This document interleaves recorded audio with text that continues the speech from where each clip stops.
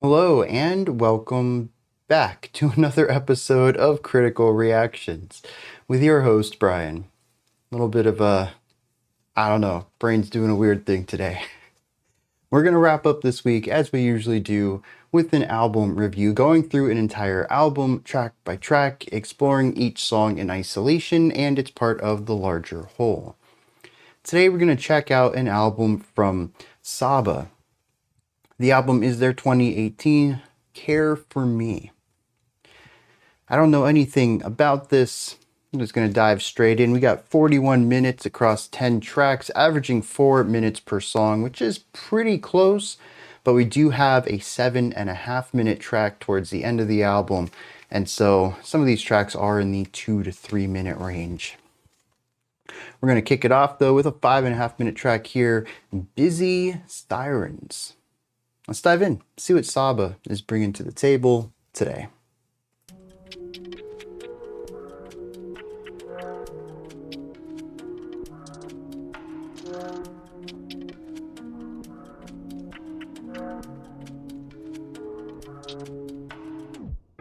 I'm so alone, but all of my friends got some shit to do. Okay. Yeah. All of them got plans, I call them my bad, they text, and they never cross me like bad pedestrians. I've been this awkward since adolescence. I don't know how long I had depression, never know peer pressure. I'm trying to get my little pack of offense. Some girl I call my BFF, that ain't no secret kept. I fucked and told my cousin I'm broke, I wasn't buzzing. I tried to hit a few years, she wasn't budging. I'm bogus, left my girl for some shorty deserving of all Lots this of ducking going on the entire track when that bass kick comes in.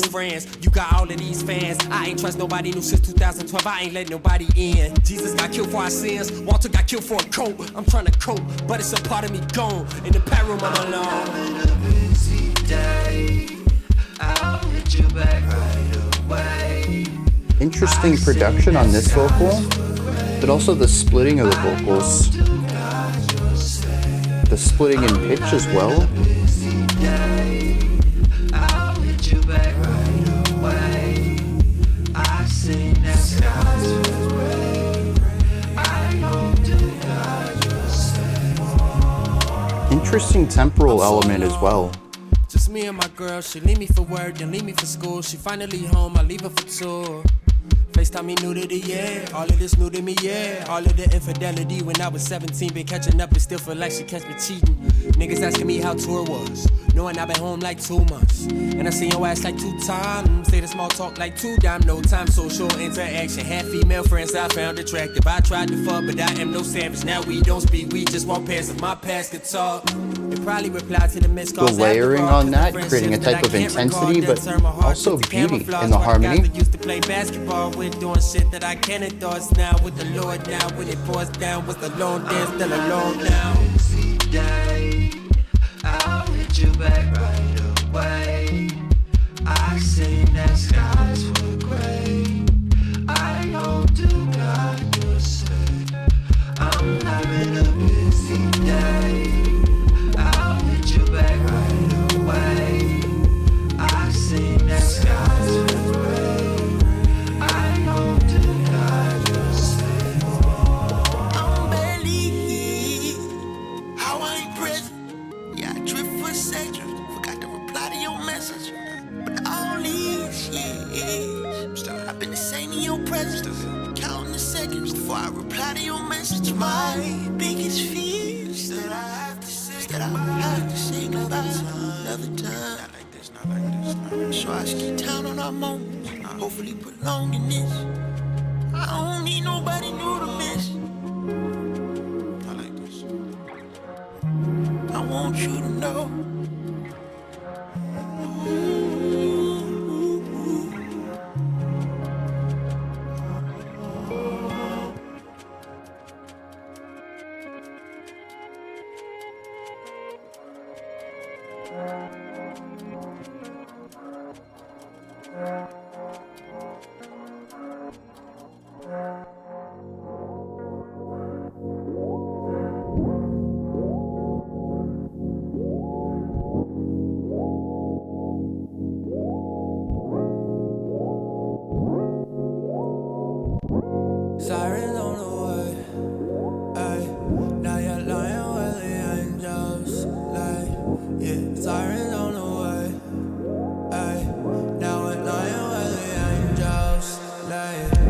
incredible lack of enunciation in this part of the track.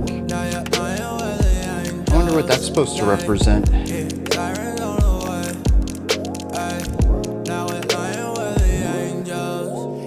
Riding through the city, I'm young, I'm black, I'm guilty. I know one time wanna kill me, they don't know me, but they feel me. 15 years old with this sticky, they gon' blame it on the marijuana. Hands behind your head, and they won't let about the head. But if I move it this way, stay. But if they shoot, then it's shit, yeah. And if I run, and they look bad. Very cool way of transferring into this new flow.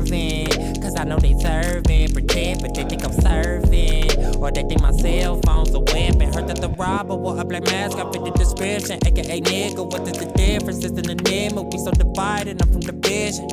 Clutch that burps cause I might dreadlocks. Cross that street cause I'm with my friends. Curse every song in hip hop. Keep telling yourself it's so fast. Sirens on the way, ay. Now you're lying where the angels lay. Yeah, sirens on the way, ay. Now we're lying where the angels lay.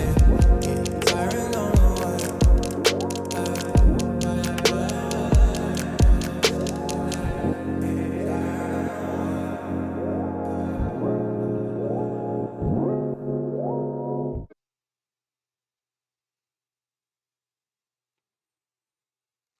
All right.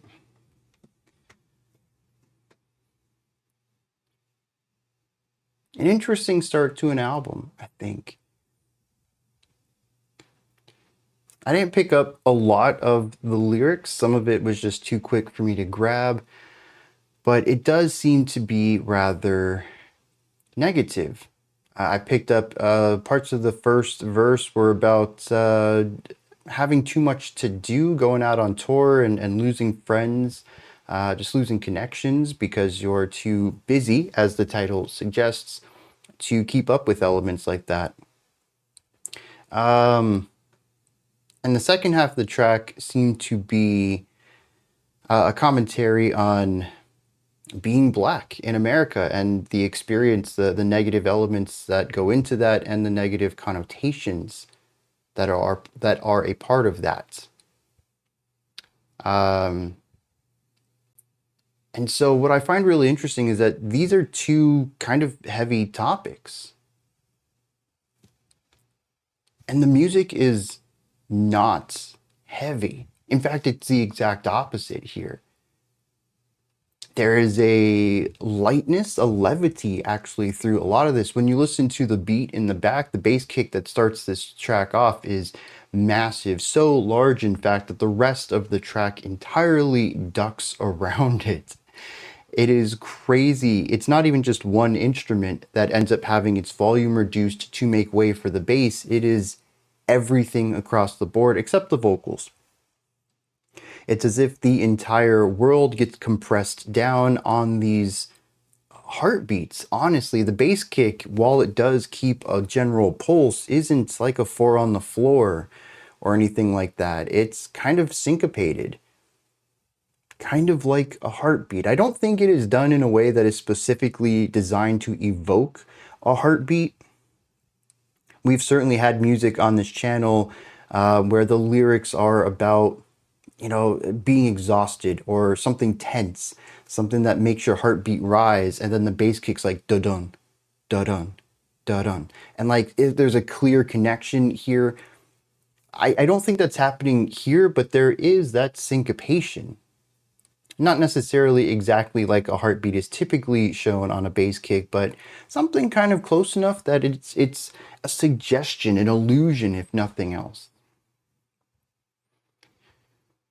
As if life gets in the way of the sound itself. The heartbeat overshadows the world, the sound sphere. But it doesn't take long for that to not be the case. This track eventually pushes into a form that feels ethereal. That physicality of the bass kick is not so present in the mix anymore. I don't think it controls the rest of the sound like it does within those first 30 seconds or so. And it just becomes gentle to listen to. And in fact, around the 2.5 or 3 minute mark, as we shifted into the back half of this track, it just feels foggy. The vocals cut out for a little bit as we transition into this new atmosphere. It's not even really a new atmosphere. It's the same atmosphere done with different layers. A lot of this ends up feeling very hazy, but I think in this moment with the vocals missing, which is really honestly the most prominent part of the track aside from the bass kick throughout most of the opening 2 minutes, but we have a moment here without the vocals and we can really hear the textures of these synth instruments and anything else. I mean, there's just a lot of electronic layers going on in here. This is a part where my classical training starts to fail me as I want to point towards specific instruments and everything is digital. I don't really have names for all of the sounds in here because they're not done with traditional instruments. Regardless though, you can really hear the compression of everything. There is almost a gazy element to all of this with the heavy use of compression to create an atmosphere that is sort of a conglomeration of all of the sounds rather than a bunch of distinct tones and timbres. And this heavy compression not only makes it feel very close to the listener, but also incredibly dense. It makes it feel like it's not just a small space, but that it's a large space we can't see very far into, much like a fog. And I wish I knew what musically defined that. I know when I hear music, I can feel claustrophobic, and when I hear other music, I can feel vast but limited in visibility. They both are about a smallness, and they're both typically done with a lot of layers and sound. But I can usually feel in my gut something that differentiates these two, and it probably is a production technique, which is why I can't really pick it out as well. But that's what I feel here. It's very hazy, very foggy, compressed in. The world is vast but shrunk down. And I think that embodies a lot of what this song ends up feeling like to me. Foggy. Now beyond that, I don't really hear too much variation throughout. Part of it may be that I'm too focused on the vocals, which to me are incredibly prominent in the mix. It's kind of hard not to listen to them, but also there's enough rhythmic shakeups and, while not necessarily sung, there are melodic qualities to it, specific note choices that might rise or fall, and that's ignoring the chorus that is also melodically driven. It is sung. But even in the rapped parts, it's not completely monotone. There is vocal choices, vocal inflections, no different than speech, which has rising and falling patterns to it. It's not necessarily a melody, and I'm not singing right now, but I'm not speaking monotone either. And that's what this ends up feeling like, and it draws the ear to it, especially given how prominent it is in the mix. So there might be some texture, some details, some ornamental concepts that are showing up that I'm kind of missing, but generally speaking, this hazy atmosphere is what I get out of most of this track, despite the fact that I know there are additional details, less musical, more sonic on this track. The vocals are what stand out to me, though. And what I find interesting about the vocals is that they're ever shifting. I think this is something I've kind of run into a bit of a wall with in terms of rapping in general, is that they kind of turn into the same issue I have with heavy metal growls. Well, extreme metal growls, I should say. Heavy growls in metal, I think, is what I wanted to originally say. Anyways, let's get back on track, 'cause my brain's fallen into mush for some reason. There's a monotony issue with rap, because the idea is that the poetry itself is what is most important. The delivery helps. And this is where cadence certainly comes in. There's very few rappers that are purely monotone. But the end result is that there's just not a lot of dynamic information in rap across a song, across an album. A rapper has their comfortable place, usually a speaking voice, where they feel most comfortable delivering the pitches, and that's where they stick.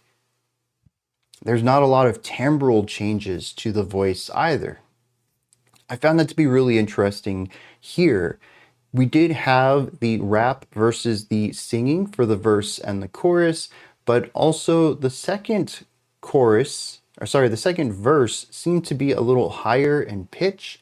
And then we had the sort of nonchalant lack of enunciation in the second half of this track that led to a higher pitched, almost nasally vocal delivery.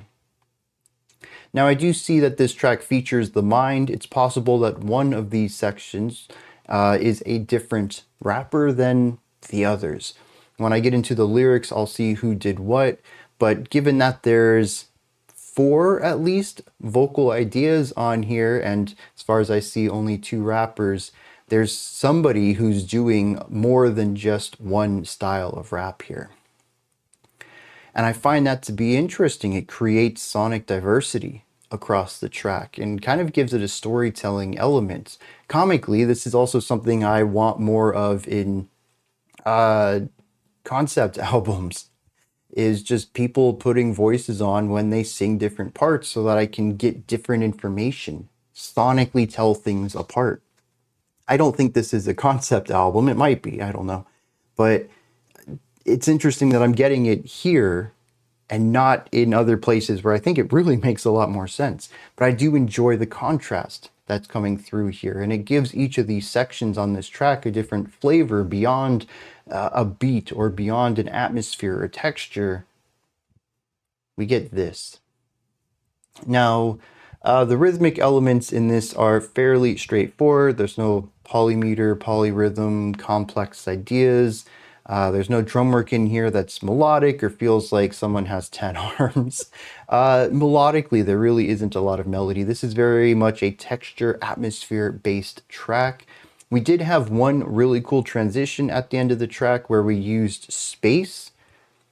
We had a couple syllables, and then even the instruments cut out for a beat, and then a couple syllables, and the instrument cuts out for the beat. But then we keep that flow going even without the instruments leaving, because this dictates the new rhythmic device used in the vocal. So I thought that was a very cool transition. That was in the last minute or so of the song. But yeah, otherwise, my usual expertise, which is talking about melody and rhythm and harmony, are kind of lost on this one. It's a very texture-based track that focuses on sonic qualities over more traditional musical qualities in the track. So, as typical with hip-hop albums, let's dive into some lyrics. I'm sure this is going to take up a huge chunk of today's video. I'm going to say this preemptively because we still have a lot of music ahead of us, and it's possible things change on future tracks. But I do feel like I've been quite spoiled with the wordsmiths that we've had on the channel previously. I don't say this to put down Saba in any way, but most of my exposure to hip-hop has been MC Ride, it's been Daveed Diggs, Kendrick Lamar, Watsky, who else should I put up there? Oh, Aesop Rock. Can't believe I almost forgot that one. These people are human dictionaries. Their ability to use interline rhyming, rapid transitions between syllables, words, alliteration, all sorts of literary devices is top tier.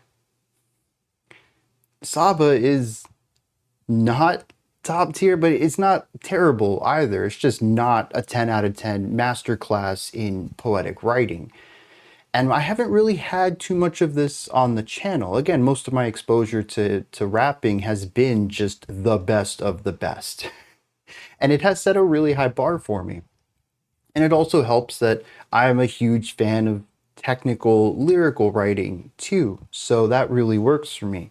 This is more digestible, it's more surface level, and honestly, it's not really rhymey. It focuses more on free poetry, in that the rhythmic devices and the rhyming devices just aren't consistent.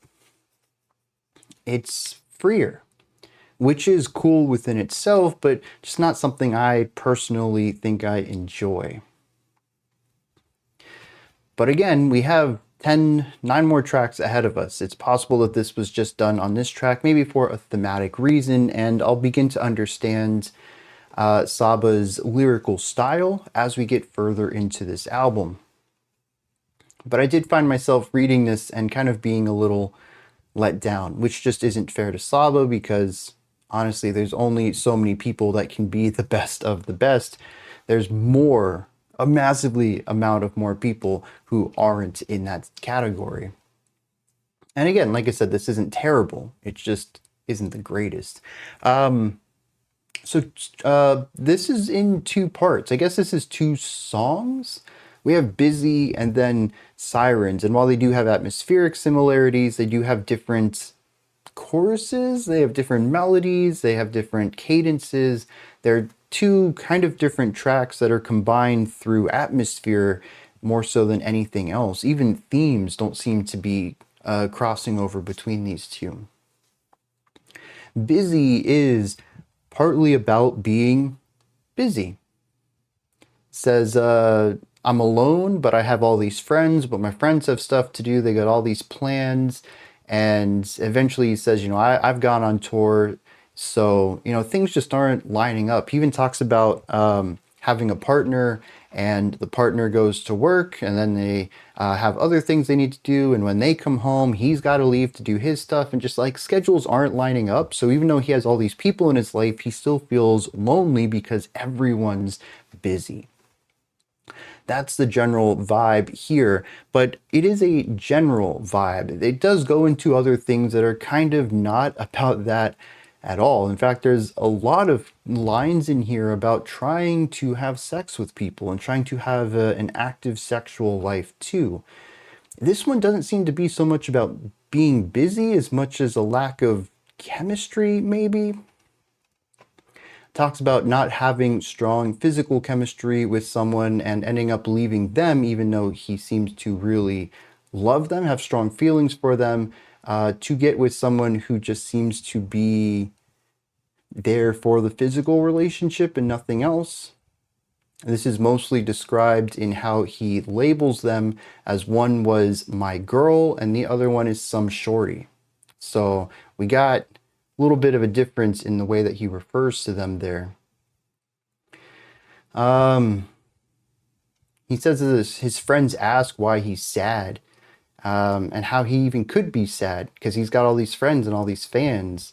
But he says he hasn't trusted anyone since 2012. There's just too much happening, and he just doesn't feel he can trust anybody new coming into his life. The chorus says, I'm having a busy day and I'll hit you back right away. I've seen the skies were gray. I hope to God you're safe.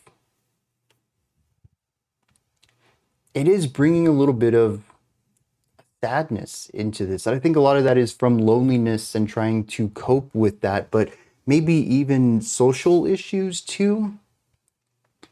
At the very beginning of the first verse says that I call everyone because I'm bad at texting.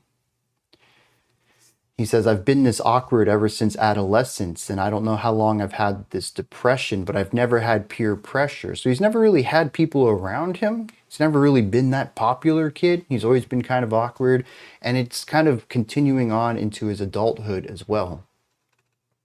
So all of this is kind of coming together to put him in a place where he feels like he needs social support, and he doesn't have it despite all the people that surround him. That's pretty much the first part of this track. We get to part 2, Sirens, and we have the chorus. This was the lightly enunciated part, also sung by Saba here. So, well, I guess rapped by Saba. So again, multiple colorings to the way he delivers lines. It says, sirens are on the way, and now you're lying where the angels lie. The very last time that we get a small variation, sirens on the way, now we're lying, we're the angels. Sentence isn't finished though. The rest of this verse is what I picked up. It's primarily the microaggressions and larger antagonistic elements of experiencing life as a black person in America.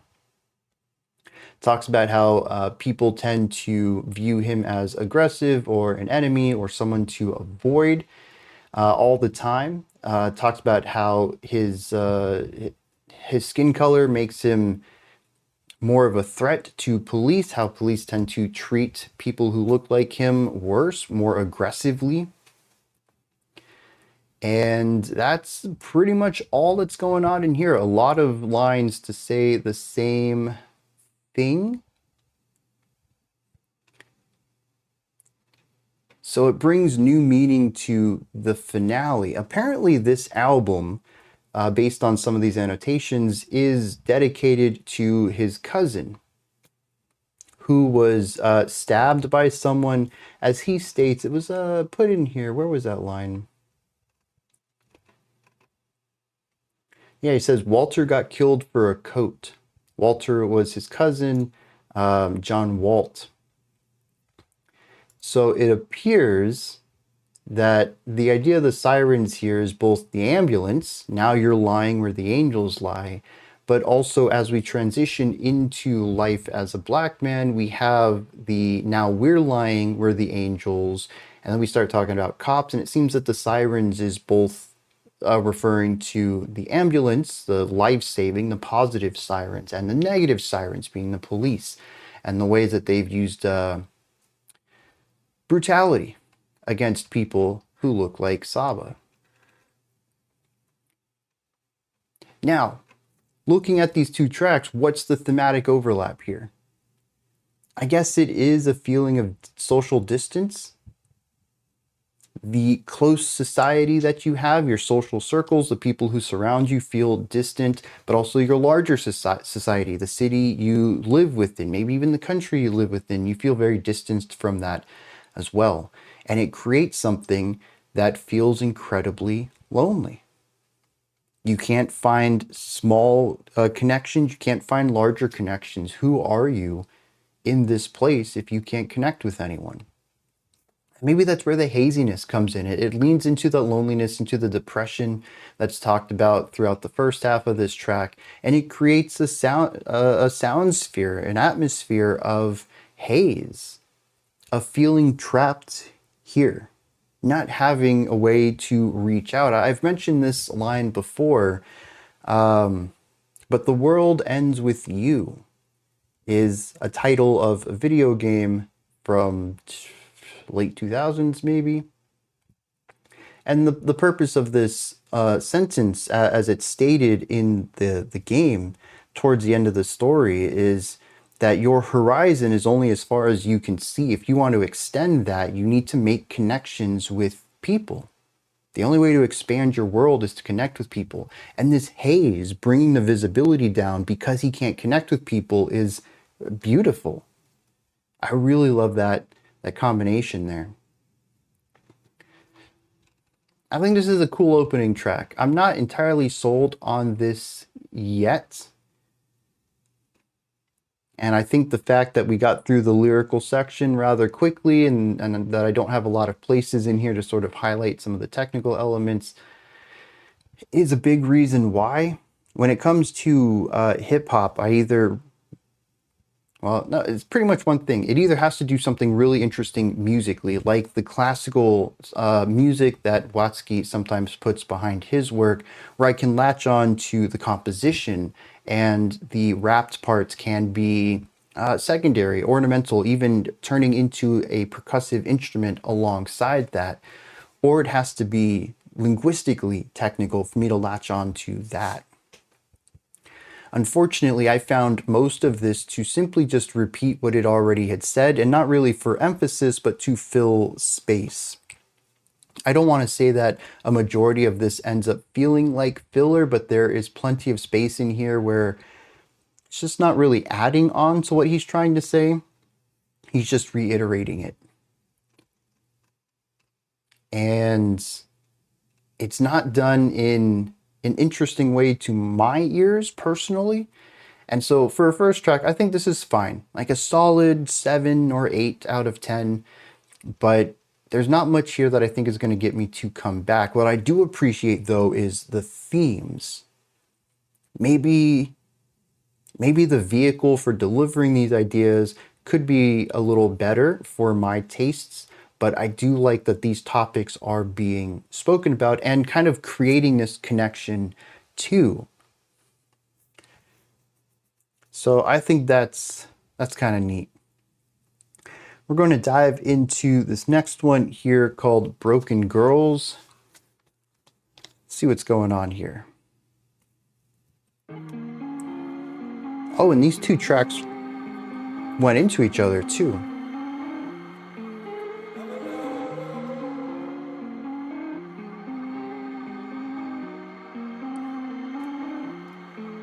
I'm in love with broken girls, girls, girls, hey girl, girl, girl, girl. I'm in love with broken girls, girls, girls, girls, girls, girls, hey girl.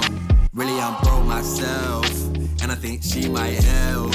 Really I love a story, and I think she might tell. Really I'm not your crutch, really you're not my girl. Really she using me, but it's cool we use each other. I'm in love with contemplating about the pressure, conversations about depression, confrontation cause we care too much about each other. We know it ain't permanent but temporary, releasing your Issa Rae insecure. Collect them like Pikachu Venusaur. We go till you done on my penis or sleep with the TV on, then we don't speak no more. And I know when I'm with you, or maybe when you're with me, even if I don't feel a thing, for a second I feel complete. I still keep my back pocket. I know that I'm not shit, I know that it's toxic, I know that apocalypse, that was where your heart is. I'm in love with broken girls, girls, girls, hey girl, girl, girl, girl. I'm in love with broken girls, girls, girls, girls, girls, girls, hey girl. Tread light like broken glass. Really I'm not my past. Really I snatched her soul. Really that's not to brag. Really when I'm alone. Really I'm not there. Really I know you're empty, but I think I can fill your glass. Fetishizing all your problems, I wanted you more since I found out you heartless. Harboring feelings for niggas who hurt you, know you on the surface, but not on the personal level. I play the game of hearts, missing piece, we ain't apart. Depend on me until I'm bored. I return your heart as quick, I return your call.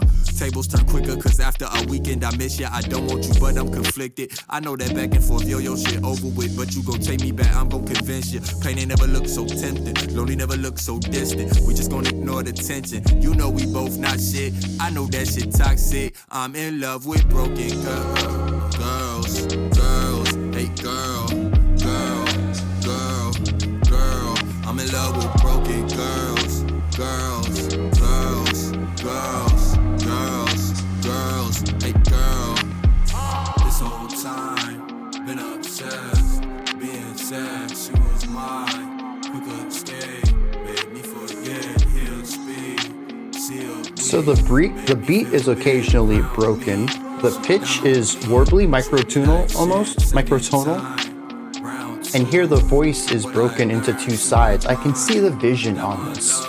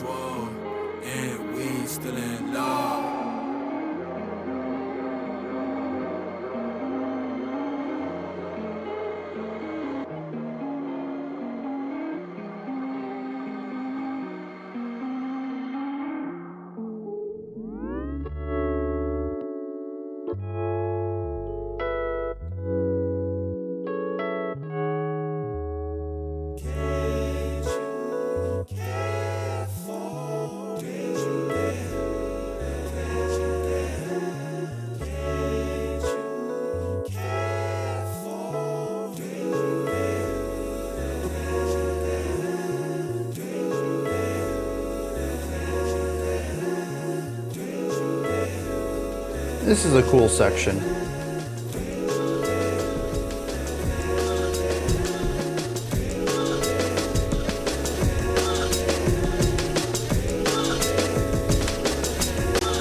And we're building up into another transition. Oh, or not.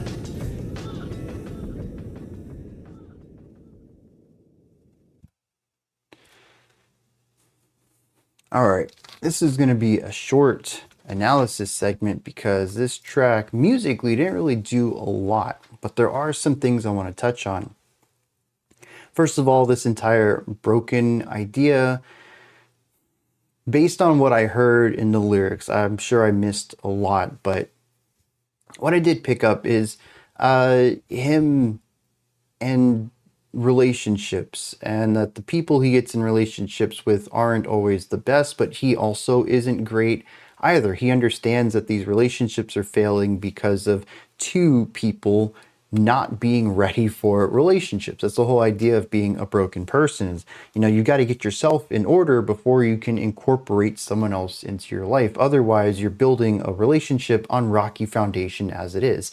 And I like how this song acknowledges that. A lot of music is, I've had a bunch of relationships and those people were just crazy. Those relationships fell apart because the other person is stupid or wild or a cheater or whatever, It's never the narrator taking blame. And I like that here. It's a recognition of fault. This idea, though, of broken is taken very literally into the music. Through the first two verses, the drum beat finds places where it just stops playing. It just two beats of emptiness and then comes back a little jilted before getting back into it. It is a broken beat. We also have the microtonality on the down-tuned piano here. That's also creating some harmonic break to this track. And then the third verse has the vocals split apart quite literally in the mix. Do I think all of this is a little on the nose? Yeah, maybe. But again, I can see the vision. Once again, I don't think that it's too much of an issue with the music itself. I think it's just that I'm not the audience for this, and that's perfectly fine. I still think that there is a lot of thought that goes into this. And anytime that I can say that music is thoughtful, that it wasn't just created to make sound, that it means something to the artist, to me, that is art. Even if it's not something I personally enjoy, I can appreciate its existence. I can see the purpose for it. And I don't want to go around and say music needs to justify its existence. I don't think that's true. I think any art can just simply be. But personally, I really enjoy when I can see why the art exists. Why the artist needed to get this outside of them, whether it is dance or film or, stories or music or whatever, painting. They needed to create this. And I can see so far, 2 tracks in, why this album, why Saba needed to create this, and what their vision is on it. With that said, this is just a fine track. The microtonal keyboard creates something that I think is supposed to feel dreary, but I think for the most part is designed to feel beaten down, which is not necessarily something I think that lines up too much with the lyrics, but is a component of this. What I did find really interesting is that the piano feels like a toy piano. Not necessarily in the beginning when it's detuned and it's a bit harder to hear the original timbre, but certainly in the last 40 seconds or so, when we get a proper tuning on it, it feels like a toy, as if this whole song has an adolescent spin to it. Which is interesting because the idea of taking responsibility for your own actions in the downfall of a relationship is anything but childish. It is emotional maturity right there. So I'm curious if we find something in the lyrics that might lean into that. Based off of the opening lyrics of Busy Siren, I certainly got the idea that Saba was a bit on the younger side when he wrote those lyrics. This one, though, what I picked up, not so much. I'm curious, again, when we get into the lyrics, if I'm going to change my mind on that. But I find it interesting that the childish toy piano is the one that shows up on this one and not the previous one. This track also has a really hazy atmosphere to it, much like the previous one. While I really enjoyed the way that it connected everything thematically on the first track, I do worry that it is just the sound for Saba's music on this album, and that the first track is more of a coincidence that we won't see going forward if this continues on. Anything else on this track? I did like the general variety on the sound sphere. We have the vocals, the different vocal inflections, the different vocal placements, the little bit of beat changes throughout. I do also think that the rhythmic cadence in the vocals works really well here, and that there is a focus on syllabic force. What beats, whether they're accented or not, get which syllables. There is a flow to all of this, even if poetically it isn't very strong. It is musically a strong delivery of these lines. Everything just feels like it fits within the track. Even though, once again, I don't really think I heard a lot of rhyming going on this. It feels more free poetry, but despite that, it doesn't feel out of place or untamed either. There is still a core pulse to the delivery of it, and I would say still some focus on word choice, or maybe even more specifically syllabic choice. So it might be that the strengths of this poetic writing is something that isn't as bombastic or spectacular, something that is easily noticed as some of the other rappers that I mentioned, but that doesn't mean that it doesn't have its own strengths that are a bit more hidden, something you would have to have a bit more experience in finding. And since I'm very, very unexposed to a lot of rap, it's quite possible that maybe I am missing some really key genius elements to this simply because of my lack of exposure and familiarity with this musical style. I think that's about it. This was a very straightforward track, even more so than the last one, although the last one had diversity because it seemed like two completely different ideas, and we won't see that again until track 9, where we have Prom/King, which I wonder if that is also 2 tracks or 2 ideas smashed together, where everything else is just a single vision on what it's doing. That's also the 7-minute track though, so I think that supports it too, because Busy and Sirens is 5.5 minutes, and we don't have anything else that approaches that time either. So that really does feel like 2 almost 3-minute tracks combined. All right, let's hit some lyrics on Broken Girls. So I had a pretty good understanding of this track just from the lines I picked up. It takes 2 whole verses just to say the same thing over and over, that this relationship isn't a strong one. It's not great. It starts off, says, I broke myself and I think she might help. I love her story and I think she might tell. I'm not your crutch. You're not my girl. She's using me, but it's cool because we use each other.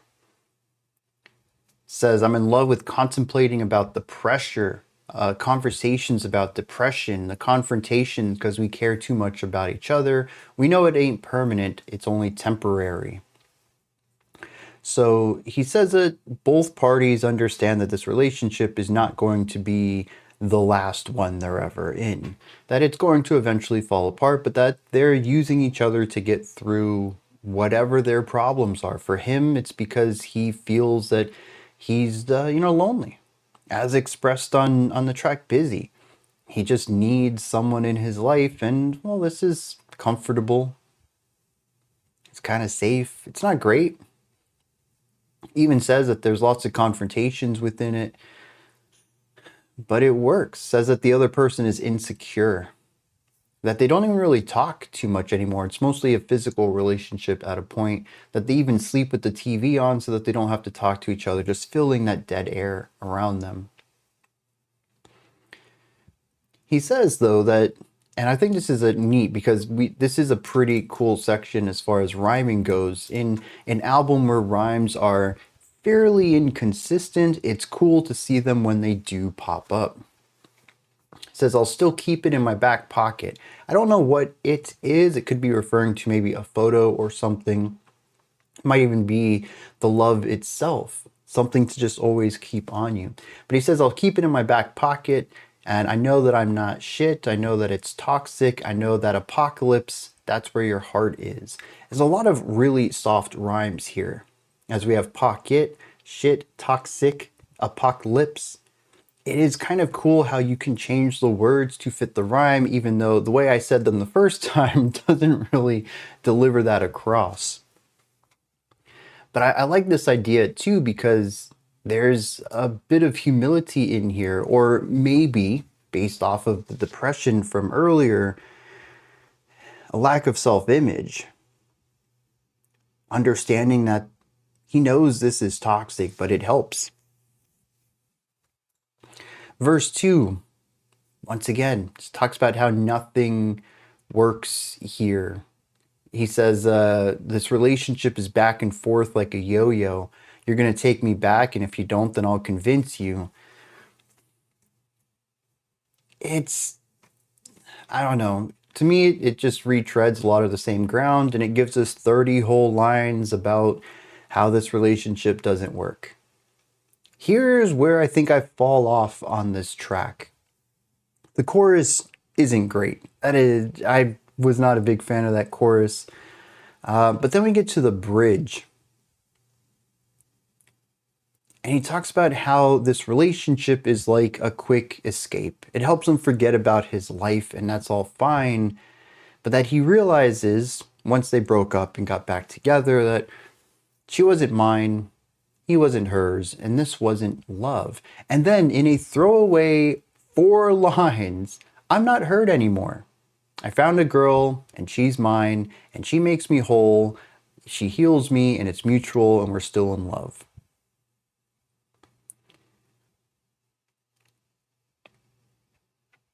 For an album that so far has talked about how life has gotten him down, he's rather depressed, and he ventures into love to help him forget about his pain. I really hope this isn't sincere. I hope that there is some self-reflection here, that this relationship that looks fine on the surface is most likely just in its puppy dog days, and that he hasn't healed, but he feels more complete because of the relationship.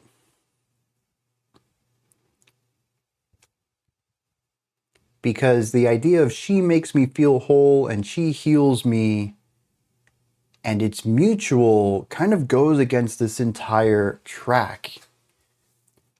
The chorus states, I'm in love with broken girls. The verse states that I'm broke myself, just like her, and we use each other as crutches so that we don't have to deal with our brokenness. And here at the end, he says, 2 people who were broken came together and they healed each other. This is either incredibly unreflective or it is setting up for something interesting, but the fact that we spend so much time retreading the same ground for this to happen off screen, basically.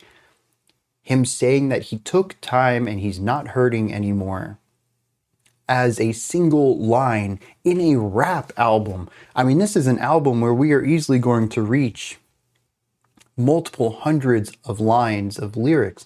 Very different from rock tracks where you might only get 60, 70 lines in an album.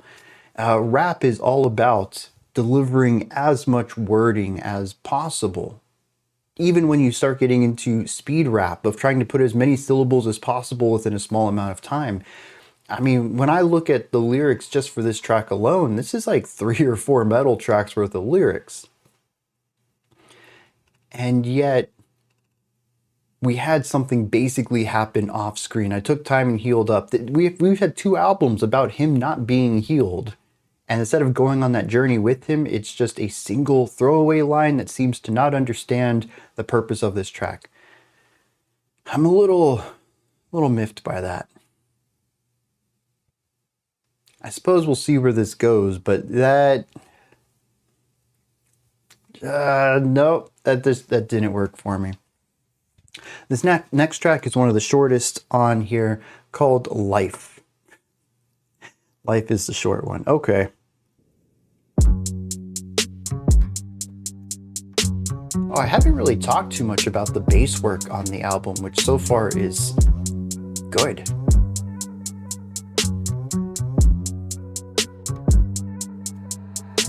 I got angels running away. I got demons hunting me. I know Pop with 25. I know Jesus 33. I tell death to keep a distance. I think he obsessed with me. I say, God, that's a one. I know she would die for me. They want a barcode on my wrist to auction off the kids that don't fit the description of a utopia. Like a problem won't exist if I just don't exist. If I grew up without a single pot to piss, and pardon me for venting. Congress got the nerve to call itself religious. Rich just getting richer. We just trying to live our life. Mama mixed the vodka with the Sprite. They killed my cousin with a pocket knife. While my uncle on the phone, he was gone for more than half my life. He got out a year and then he died. I was on the road, talking to my father on the phone. Left the city when I was just 4, none of them would get along. Mama begging hippo when it coast. I was chilling with my niggas poop. Now they trying to take his life. Don't mean shit to a nigga that ain't never had shit. Yeah, light don't mean lit. In the dark fight don't mean Still a compressed sound overall, but the compression is mostly on instruments, creating white noise. There's a present aggression. Oh, now it's spaced out.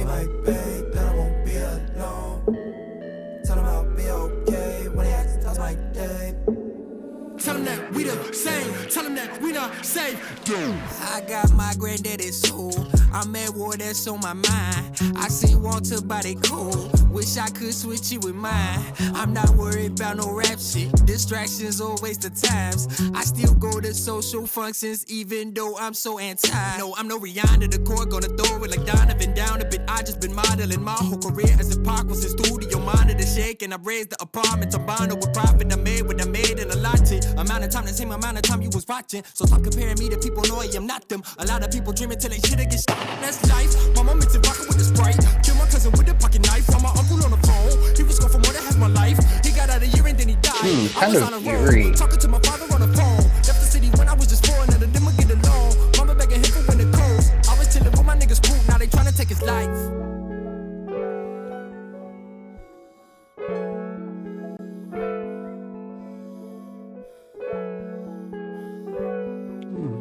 Again, a detuned piano, a serene idea that is created unsettling. All right, another short one here. First thing that stands out is the presence of this track. The haze of the last two is mostly gone, and we're left with what sounds like an upright bass being played. It's a short ostinato, but much like I mentioned earlier, I wanted to praise some of the bass ideas in here.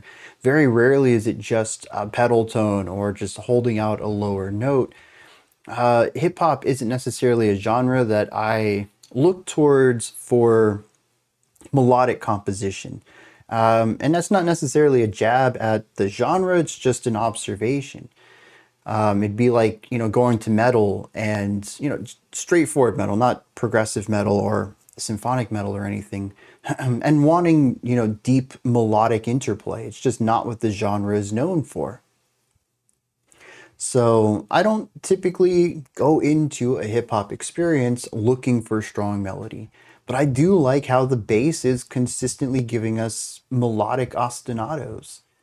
There is moving bass lines throughout this album. Every 3 tracks, every track so far, all 3 of them that we've listened to, has had some sort of moving bass line. Even if it is something like this, that's just a few notes. It's not just a pedal tone. And I really appreciate that. It gives it almost an R&B vibe to this album. And I don't know, it adds a little bit of flavor, a little bit of life to the album so far.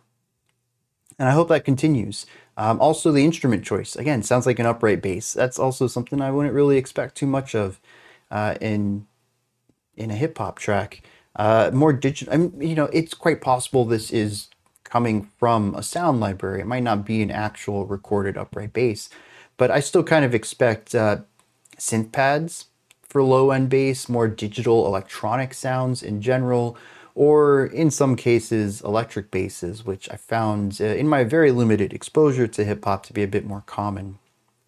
So the upright bass is just a nice touch. We do have some chord progressions in here too, which I thought was neat. They introduce a bit of anxiety and tension that I think works well with the focused sound overall. The atmosphere is clear, but the instruments themselves are compressed this time, which create this aggression, this animosity with the instrumentation itself, much in the same way that a guitarist might add compression along with distortion and overdrive in order to create a metal sound. The distortion here ramps up the aggression of these sounds. Again, I don't know what instruments they are. It might just be a generic synthesizer thing going on. Regardless, the chords being played have a bit of melancholy to them, which is fairly consistent with this album. But it's aggressive. It's not hazy like the past two tracks have. It's very focused and present. And when we pair that with the closing piano keyboard part, I'm gonna go with keyboard at the end, slightly detuned. It is or should be serene. The chords feel like they should be creating calm, but instead they're slightly off kilter, creating something ominous, eerie, or tense. And I think tense is a really great word for this. Overall, this song feels very anxious. And I think the vocals tie into that well, as there is a fairly steady increase in rapidity of syllables. That is to say that the vocalist in each of the verses starts slower and then speeds up. And I think on the second verse, was it sped up again and again? We actually had quite a bit of tempo modulation there. Or the tempo wasn't changing, but time feel. The vocalist was shifting into double time and double triplet time in order to create a feeling of rising speed, despite the beat in the back being consistent. So yeah, that's my take on this one. It's anxious and eerie, but more present, more physical than the last two have been. Lyrically, Life is a track about the ways life gets Saba down. The beginning talks about how he's sort of maybe not obsessed with death. He, in fact, states that he thinks death is obsessed with him, but that it's on his mind. He thinks about people like Tupac, who died when he was 25, and Jesus, who died at 33. He tells death to keep a distance. The chorus will talk about how his uncle was gone for more than half of his life, but when he did come back into the family, he was only around for about a year and passed away. So between this and his cousin being stabbed, as mentioned in track 1, death is a big part of Saba's life. The post-chorus talks about how things aren't always what they seem. It says life doesn't mean shit. That ain't never, to someone who hasn't ever had anything. And light doesn't mean lit in the dark, and fist doesn't mean fight. The eyes don't see, and the ice doesn't freeze. I think this is interesting. It almost appears as if life is upside down for Saba, having to deal with so much death at such a young age. His life is consumed by death. In that sense, ice doesn't freeze. How could life be full of not life? How could ice be cold? How could eyes even see? Everything seems backwards. I think this is interesting. The refrain shows that he just wants comfort. Tell me it'll be okay. Tell me there are happier days. Tell me she'll still be my bae, that I won't be alone. This was the part that actually made me go look at his age when he wrote this.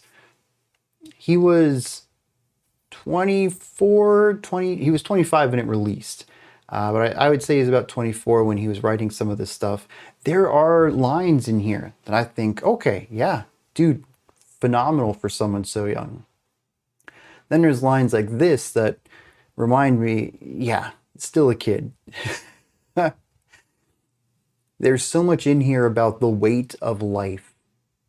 And out of nowhere, he just throws in, want to make sure my girl never leaves me. That's something I care about. And like, yeah, dude, I get it, right? Relationships are something we build our lives around. Even particularly, I mean, certainly in the past too, but it's always sort of been a financial thing as well. Whether it was, women not working and having to find a man to support them in the olden days, which really aren't that old as far as US history goes, sadly. Or it's today where no one can afford rent on their own and you have to find people to share rent with because of rising costs of everything and not rising wages. So the idea of a relationship being a cornerstone of your life is important for a lot of reasons: economical, emotional, mental. There is certainly stability in that. But I would say, at least me personally, as I've gotten older, relationships have been less important to me. Not to say that they aren't important, but there's just so many bigger things at play in life that I have to worry about, that a relationship feels like childish things. No, that's the wrong way to put it. I think just ranking it so high up, because we'll even see earlier in this track, in the opening verse, he talks about how he says they want to put a barcode on my wrists to auction off the kids that don't fit their description of a utopia, like a problem won't exist if I don't exist. I mean, this is talking about how most of the times when you look at utopic media, it is typically a white utopia. Very few black people present, if any at all. This is a pretty heavy thing to weigh about. And not even 40 seconds later, he says, tell me everything will be okay. Tell me my girl isn't going to leave me. And that seems, to me at least, such a low priority to this vision that people have of what they want the future to be, where you don't exist within that future. And like, having a relationship just seems such a small problem compared to that. But I do know that when I was 24, 25, the relationship was a very high priority for me, and retaining the one I was in was a high priority for me. So I'm trying to keep that in mind, because like Broken Girls is a track that definitely feels a bit younger. There are some interesting things in it. Like I talked about the emotional maturity of it, but also the focus of it, the flip at the end. There's a lot of things in there that kind of speak towards something a little less emotionally mature. And, I think the age kind of locks in some of these topic choices that we have on this track. But the idea here is that he just wants everything to be fine. He wants someone to tell him that despite how bad life is right now, things will be better. He brings up his cousin once again. He says, I've seen his body cold. I wish I could switch it with mine. I'm not worried about this rap stuff or distractions or wastes of times. He says, I still go to the social functions, even though I'm a bit antisocial. He says, I do what I have to do, but I'm not other people, which is an interesting twist here. We make a little allusion to him not being Rihanna. Then he makes an allusion to Tupac again. He brings up Bono. Then he says, stop comparing me to other people because I'm not them. And the Rihanna part is a distancing, but the Tupac and Bono lines kind of are him comparing himself to these incredibly popular musicians. So, I don't know, dude. That's an interesting line there, telling people not to compare him to others when he does it himself. That's pretty much that track, though. And the second verse is interesting because it's kind of like moving on with life, getting back into what you need to do. He says, he goes out and does the social functions, and he takes his time to put his stuff. It's interesting, too, because where was that line? Yeah, he says, I'm not worried about the rap stuff or distractions or anything like that. And 4 lines later, he talks about making the studio monitor shake. It sounds like you are, but maybe you're not. Maybe this is you just going through the motions of your life because you still got bills to pay. But it's these little things, man. It really makes me wonder if there's a lot of attention to where we've been and where we're going. Because I think that most of these lines work really well in isolation. You take a chunk out of each verse and you've got something solid. But how we transition between ideas and where we land isn't always consistent. I thought this was an interesting thing that I read. Let me find this again. All right, on the post-chorus to this track, on Genius, Saba gave his own annotation. And he says that the chorus was the hardest part of the song to write, that most of the song was easy because you just had the rap. But when you came to the chorus, it's like, okay, now it has to be good. And I might be going too far with this quote here, but I find that to be really interesting, where the verses just can kind of be. Maybe there's a bit of stream of consciousness to them that maybe you touch up later on, but that it's just kind of filling space, and then the chorus has to be the thing that is good. Now, to me, this could also just be a perversion of music, no longer looking at it artistically, but as sound. I don't think that's true for Saba, given the artistic intention I have seen in the first two tracks here. But this line is just really interesting because it looks at the music as a commodity, that it doesn't have to be strong until you get to the hook, and that needs to be catchy. That needs to be the earworm. It needs to get stuck in the person's head so they keep listening to it, which is not typically an artistic way to view what you're creating. It views it as a commodity. It views it as grabbing your listener's attention. This is attention economy right here, which is typically a corporate way of quantizing streaming platform usage. It's a very capitalistic view of music. So I don't want to put words into Saba's mouth. He said what he said, and I'm interpreting it my way, but this idea of the verses are just whatever, and then the choruses are where you actually have to work on things, and the verses consistently being a place that I'm having contention. Well, and I guess not consistently. Busy Sirens I was cool with, but we've now had two tracks in a row where specific lines or sections of a verse seem to conflict with things presented earlier, or just not given as much thought and care as other parts of the song.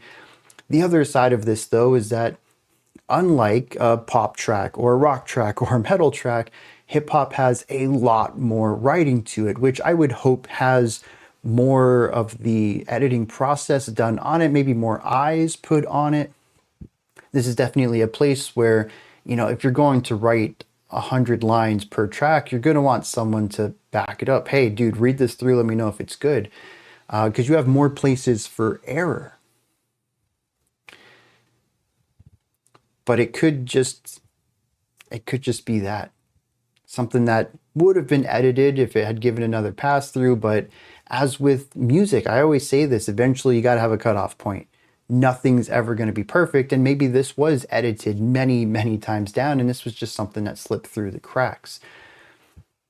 Anytime you get something large, the larger in scope something becomes, the more places where something wrong could happen, and art is subjective anyway, so what even is wrong, you know? So, you know, there's a lot of things that go into this. But I do find that to be a really interesting perspective, that the verses are just whatever, but the choruses are where he feels he's got to lock in. And maybe it's just that he feels that rap is more natural too, that creating a catchy hook is more difficult and just requires more focus. I could be reading really far into that line and he could just mean that.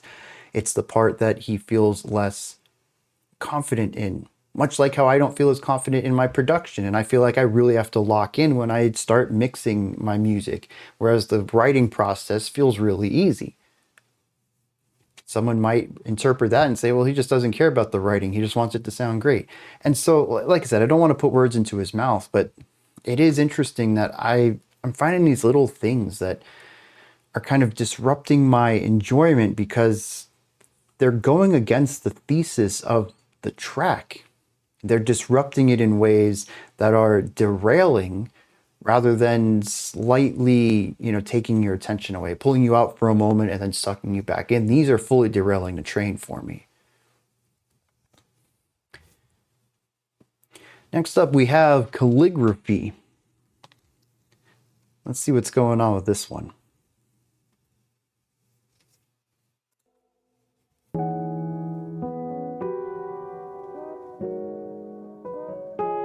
Ooh. A very spicy, tasteful use of dissonance and harmonic instability. I don't write this shit so y'all feel God coming. I don't get down like that road the amount of raps just on a mission to find some calligraphy. Needed to feel, moved to the beat of my drum. I don't mean kicking the snare, we cannot bear all of the fucked up shit that we've been through. I got keeping us here. We be aware, but only time will tell when you will find all your lives. Calligraphy. Write it away, write it away. I just got tired of running away, running away. Everyone leaving, I write them away, write them away. Calligraphy. Write it away, write it away. I just got tired of running away, running away. Everyone leaving, I write them away, write them away. Calligraphy. I'm not mad at God, I just can't get out of bed. My best friend obituary really hang on my wall. By the dress, I'm trying to see it. It's an interesting sound over here. I see the right list. Calligraphy. Yeah, reading the signs like I'm a highway driver. I just hit blase, hieroglyphic. I see the wall that they writing. I build a wall up in my head, autopilot. But it felt like I was on. I sent the word out flying. Calligraphy. Write it away, write it away. I just got tired of running away, running away. Everyone leaving, I write them away, write them away. Calligraphy. Write it away, write it away. I just got tired of running away, running away. Everyone leaving, I write them away, write them away. Calligraphy.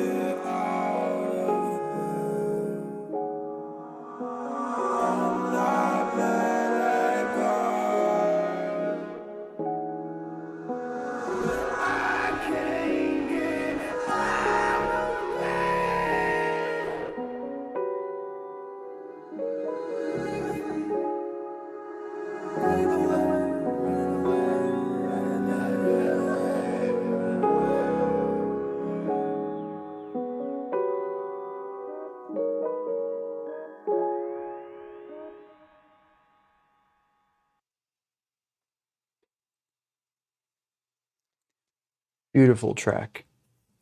Really enjoyed this one. I do have some friction with this track, just my sensibilities in music versus what the goals are of this song. I would absolutely have brought that sax more forward. The piano too, I feel, is relegated to the background. This is this is at the end of the day though a hip hop track where the vocals are primary. It'd be like getting mad at a pop song because the vocals are taking over something cool happening in the background. I mean, it's just the way the genre works. But at the same time, step outside the lines. We already have jazz being incorporated in here, not just the sound of jazz, not just something jazzy.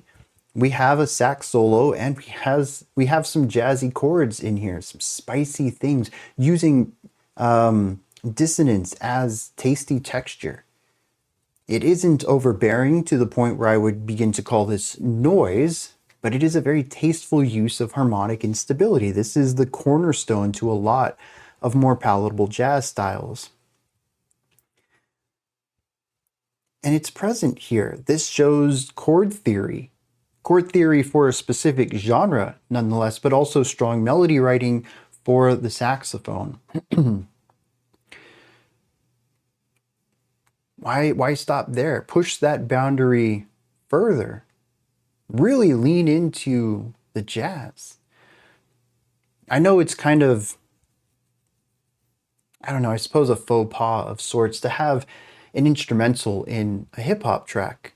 The vocals are king, just like in pop, and much like in pop, there's just never really a space where the vocals aren't present. And that's been true on this album too. But I think if there was any time so far to say, let's see what we can do by pushing the boundaries of what this genre is, this was the track to do it.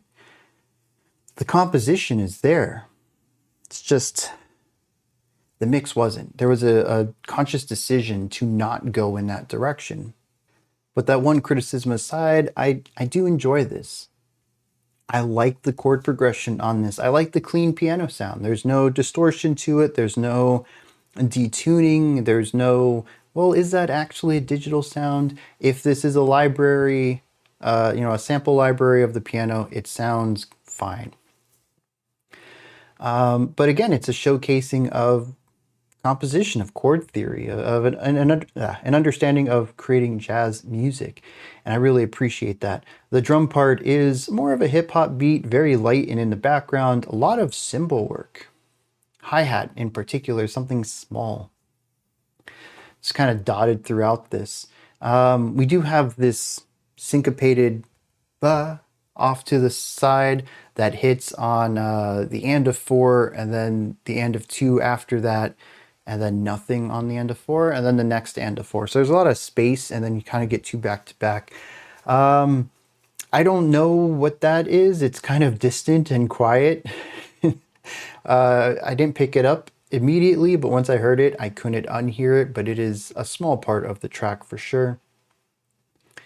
And then there's the sax solo. It's fairly minimal, almost smooth jazz throughout a lot of this song. I do like the rhythmic cadence switch-ups. I think that Saba is showcasing in these last 3 tracks that he has mastery over the rhythmic components of his rapping craft. And that's about it on this one. I do wish there was a little more into it, but I enjoy the semi-relaxed feel on this, and I think that's a nice shift away from the compressed sound of the first 2 tracks and the anxiety of the third. Here's another track that I think is really solid at the start, but loses the script into the song. The beginning says that I don't tell the truth so that y'all will feel sorry for me. I write this because I have to. And after every 4 lines, give or take, comes in with the word calligraphy. The thing about calligraphy is it is an art form in and of itself. It's handwriting. Whether, regardless of what language it is about the artistry of the symbols themselves. It's about telling a story with more than the words on the page. It's kind of just about the arts. You can tell these same exact stories, these same exact sentences with a sloppier handwriting.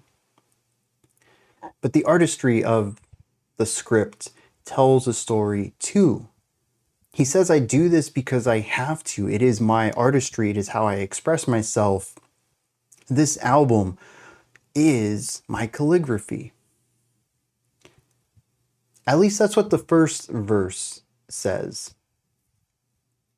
The chorus is a repetition of write it away. I got tired of running away. Everyone is leaving. I write them away. Calligraphy. The idea that he just needs to get all of this on paper. He needs to get all of this out of him. He writes these feelings down. This negativity within him, he writes it away.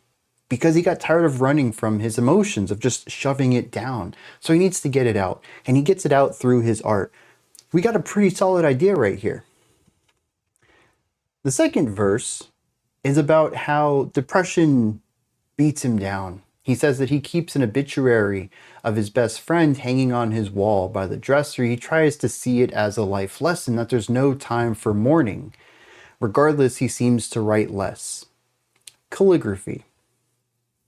That seems like a weird place to put that. I know that's been the rhythmic flow of these verses, but You literally just said you're doing less writing.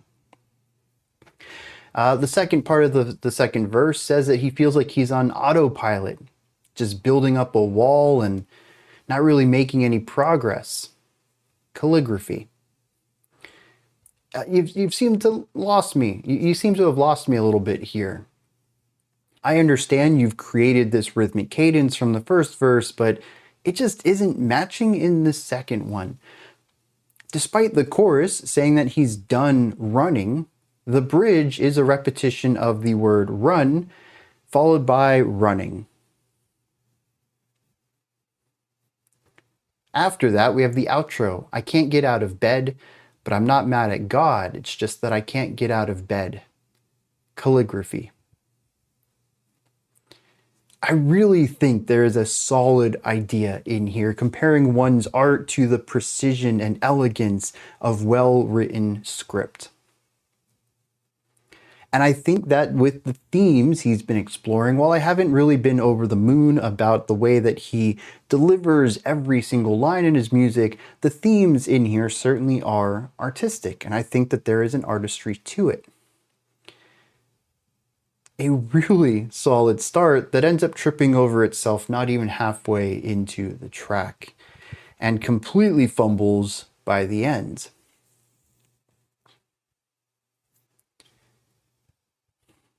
I think this is the most disappointing song so far, especially given how much I enjoyed the music and how I wanted more out of that. I really enjoyed the lyrical themes, but wanted more out of it. It's a bit of a shame that I think something that starts off so strong ends up failing in the execution for me. It's one of those things that I think a little bit more experience within the craft might have alleviated, maybe another eye on it, someone else in the editor room to just kind of say, why do we repeat running so often in this track if the track is about not running, about being tired of running and creating art out of your emotions? I suppose there is an interpretation of that bridge where it is a slip, a spiral back into the emotional suppression. But then the calligraphy only has one purpose within the first 30 seconds of the track, and every other time it's brought up, it is a fish out of water. It's a word that means nothing within its context. It just becomes sound. 2 syllables to say to take up space in a rhythm. And that feels like the opposite of what this track is trying to say. I don't think there's any way to read this in a positive way other than good intentions and poor execution. But as usual, I'm open to other people's perspective on this as well. I am not some sort of end-all, be-all say on someone else's art. If you got something else out of it, let me know. I could be very wrong on this. The next track is on the longer side. This one is called Fighter. More detuned keyboard parts.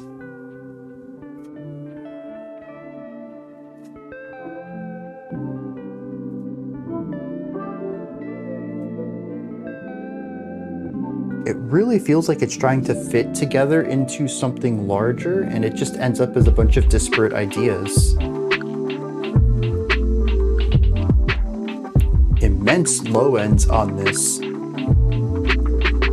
The bubbling with the heavy compression feels like drowning underwater. I run, I jogged him, tossed a jab and I caught him. He threw a left, ain't connect, cause I ducked when I came back up. I seen his sister talking trash, like touch my brother, I'm beating your ass. So I fucked the brother up to see what she about. Yeah, walked away and then we noticed that his teeth was out. Yeah, she ain't deuces, she just mad we got to see her pout.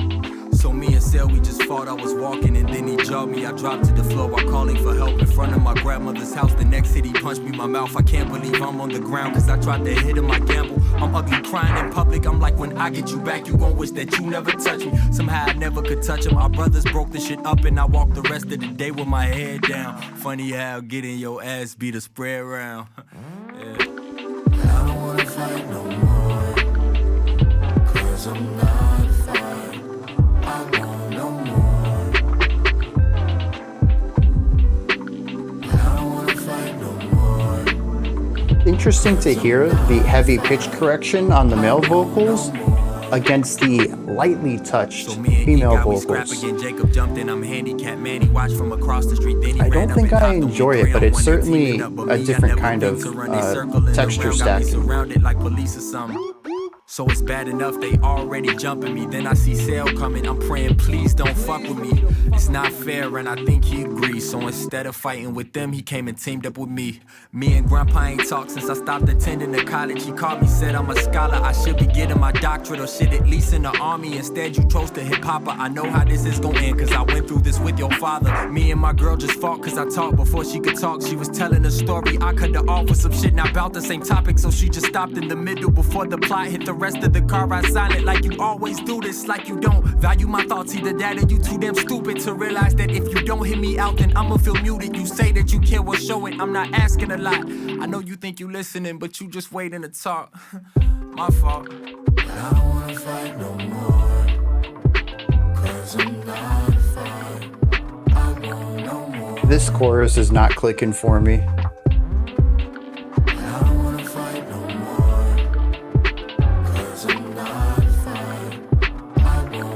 It's rhythmically disjointed from the beat, It's harder to love but myself when all these people also, compliment what's me. the So harmony now it of just this remind me what I track? don't got. But these folks don't care to know, they think you rolling in the dough. Not realizing your next meal is a 4 for 4. Still feeling the guilt that Walt never thought to call.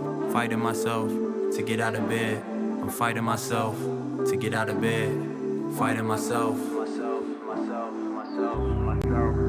I don't wanna fight no more, cause I'm not a fight.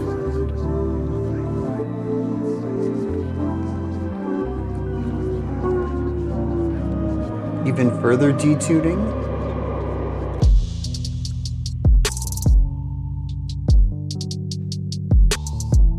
I really hope the lyrics push towards a unification of action and intention.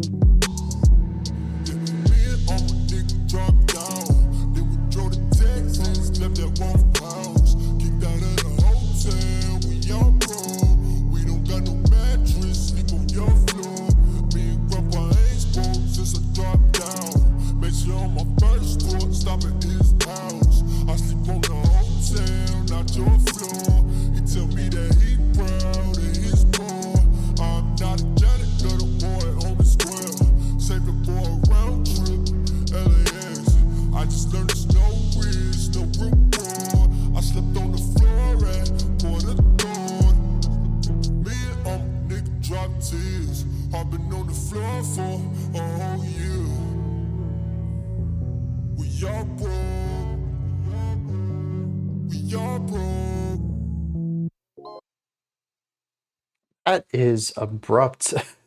I tried to cut it before we kicked off the next track and we still got a single beat out of that. This song is disjointed. There's friction everywhere, and it's a track called Fighter. The first verse was about getting into a physical altercation with someone. The second verse was about getting into a verbal argument with someone. I don't know what was going on with the third voice because the vocal effect was getting in the way of my ability to hear the words. But we do have friction as a core component of this track, and I think the song Never Really Coming Together is supposed to embody that. Harmonically, it's what? It is obviously another instance of a detuned keyboard, but I can't even pick up what, if they were tuned correctly, what kind of emotions and chords we're supposed to be hearing here. Once again, though, I get the feeling it's calm.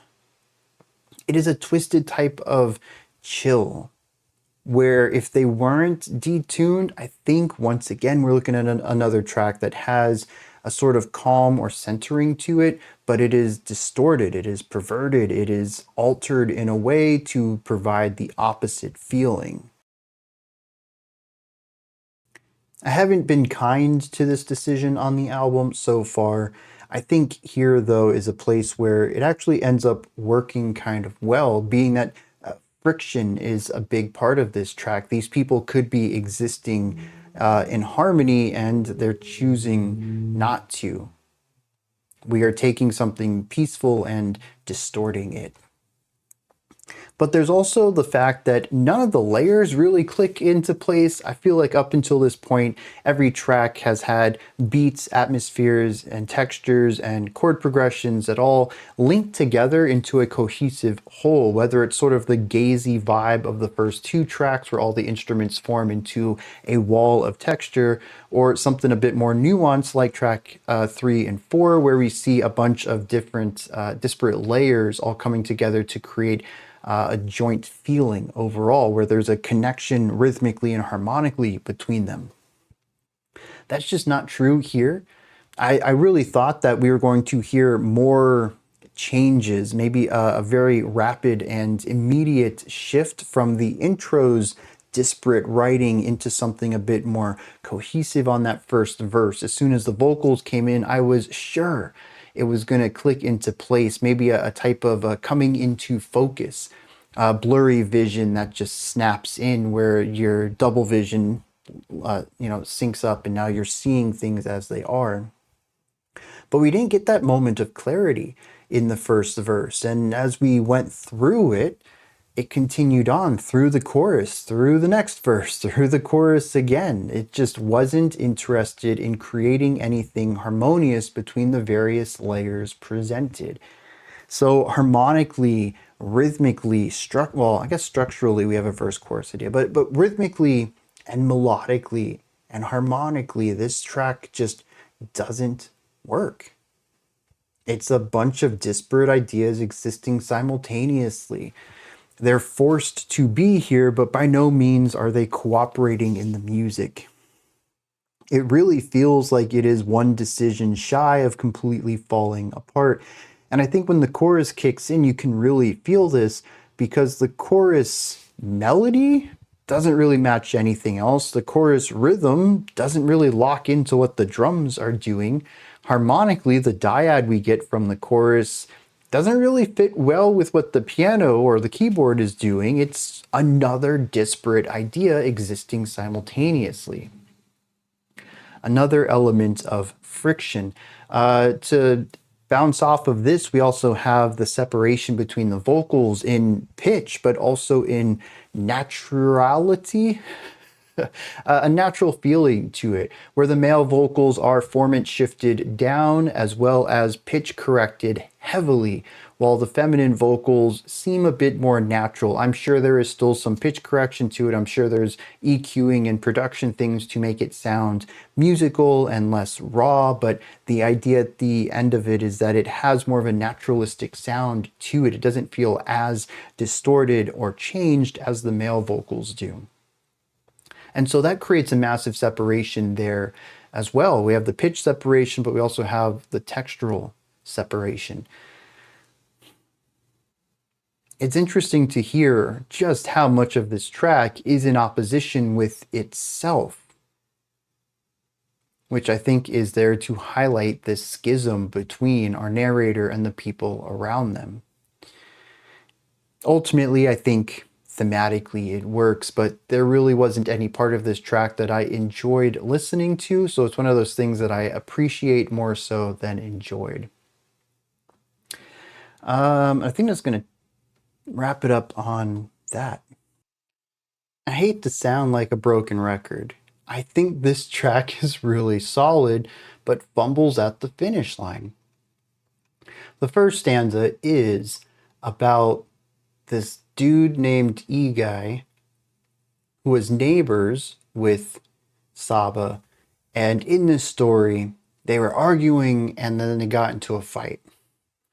In this instance, Saba was the victor.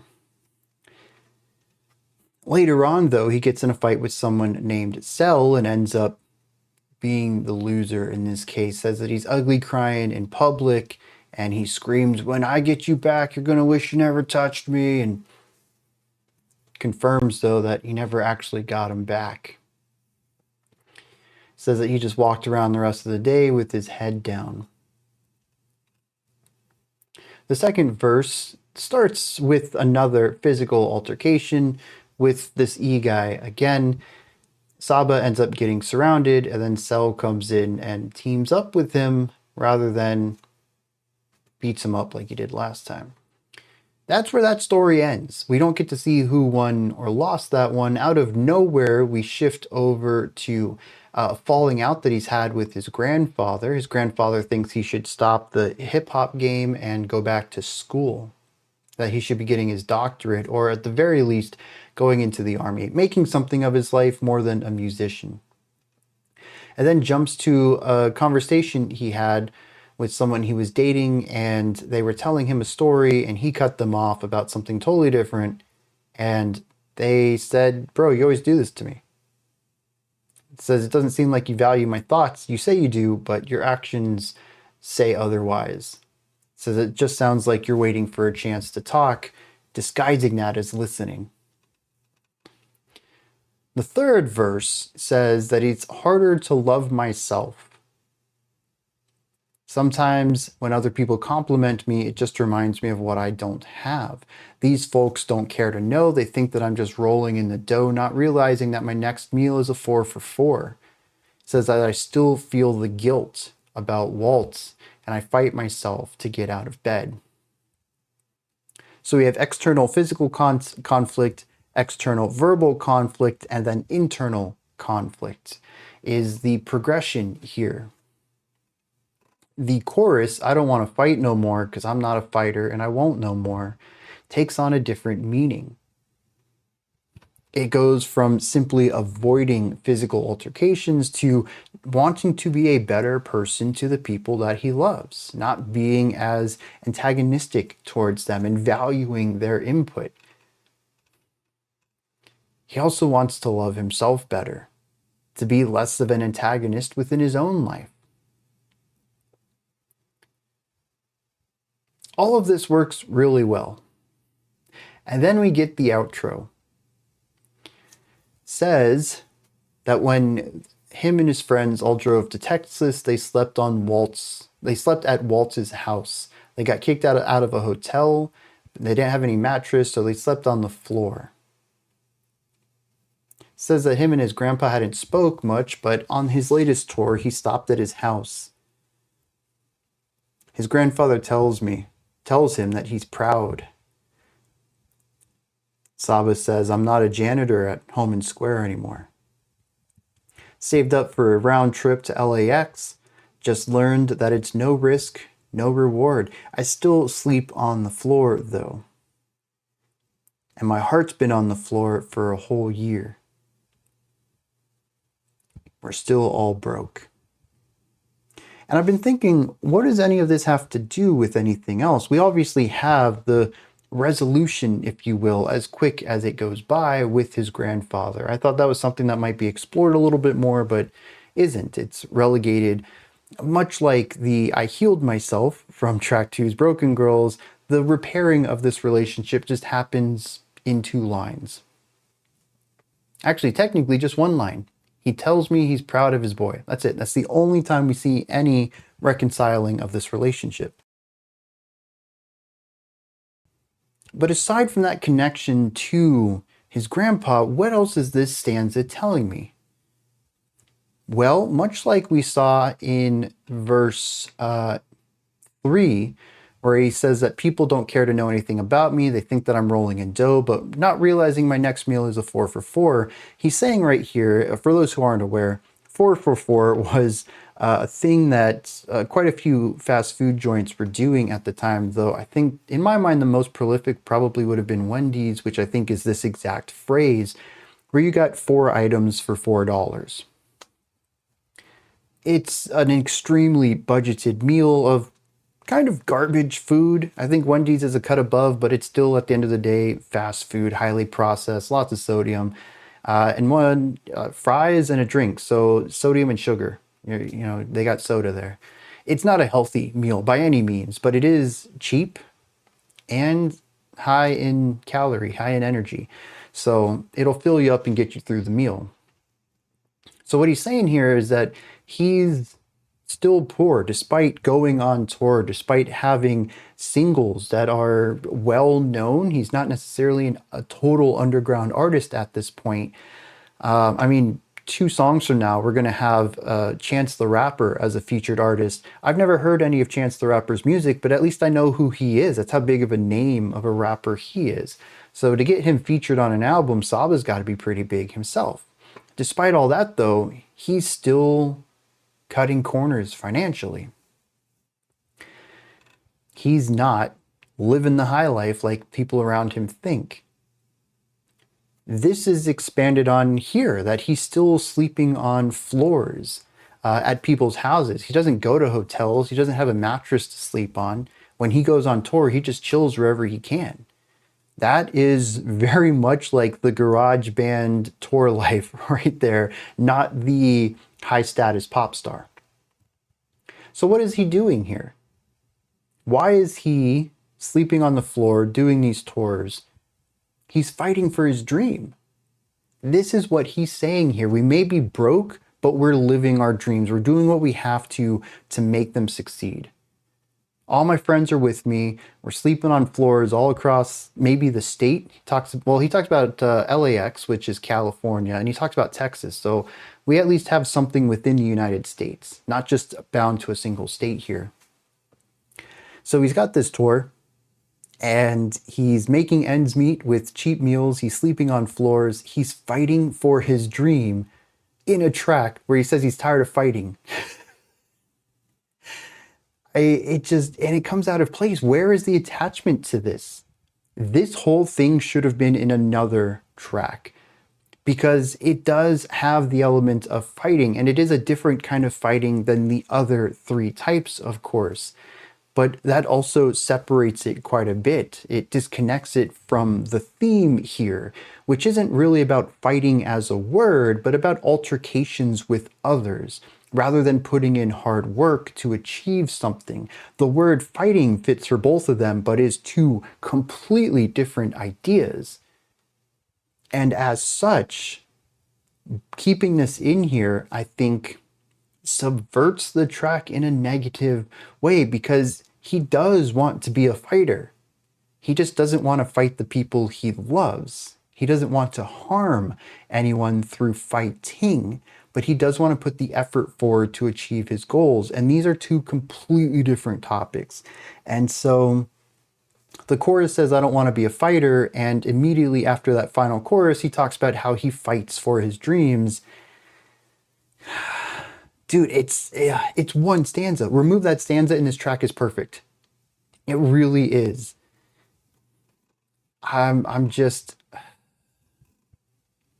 It's frustrating to see something come so close to being great and then trip at the finish line this time. I know I've had issues with other tracks' lyrics kind of slipping all the way through, little lines here and there that pull me out of it. But this was, I have no notes for any of the lyrics up until the outro.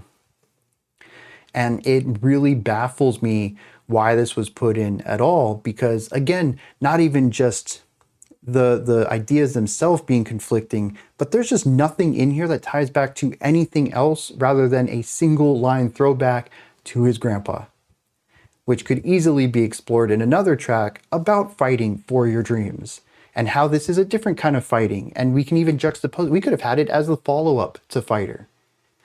Like, there's a lot of ways this could have been done better. And instead, it's a minor fumble at the finish line. Very disappointing as a listener. All right, another one on the shorter, I guess this is like a mid-length here, 3.5 minutes for the track Smile. Let's dive in.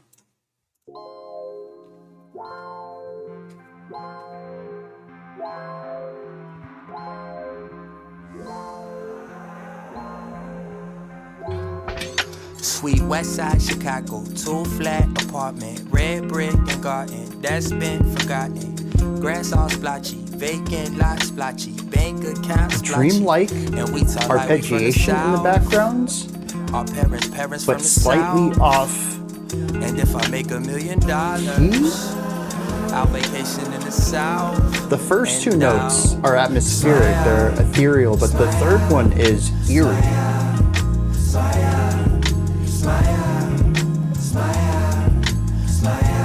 Ooh, No, actually, I think it's just spicy. All encompassing with this repetition. Yeah, woman outside and safe out playground, grandma apparel cut. Yeah, cut up with my cousins, dream about when we grew up. Got them Scotch snaps. Slipping off our feet, our souls is hella black. When we die, we go to heaven. No, my granny told me that. I done lost a friend or two, they moved. Got in trouble for they French and I ain't mean no Moulin Rouge. My backyard that 2 on 2, our whole neighborhood unite. I put my fam in a hotel when they couldn't pay the lights. Life I be taking for granted, capture the moment, the cannon. My cousin be trapping, Shift to it the came in the mail. triple A. I set him down next to plan, he said this shit sell itself. Grandma say, what is that smell? We turn the boom, how? Like we on King of the Hill. Niggas talk that they gon' keep it 100, Little but I'd rather plucked keep it strings the mill. over here? Everybody eat. I treat it like heat, so that mean it's not a joke. I said I'ma keep it the mail, the rule. That mean a higher note. My grandma from Pink Hill, and my granddaddy from Houston. And if I make $1 million, then I'ma tell them we moving. Smile, smile, smile, smile, smile, smile. Cool bass lines. I tell you, dude, bass is so good on this album. Smile, smile, smile, smile, smile, smile, smile. All that I am is my family these days. Moment of madness, I can't seem to evade. More than a canvas, you carry me these days. Practice, I'm trying to remember. All that I am is my family these days. Moment of madness, I can't seem to Interesting evade. layering of the More than a vocals here. canvas, you carry me They're these slightly days. out of sync. Practice, I'm trying to remember. Sweet West Side Chicago, 2-flat apartment, red brick and garden that's been forgotten. Grass all splotchy, vacant lot splotchy, bank account splotchy, and we talk like we from the south. Our parents from the south. And if I make $1 million, I'll vacation in the south, and I'll smile, smile, smile, smile, smile, smile, smile, smile. Smile, smile, smile, smile, smile, smile, smile, smile.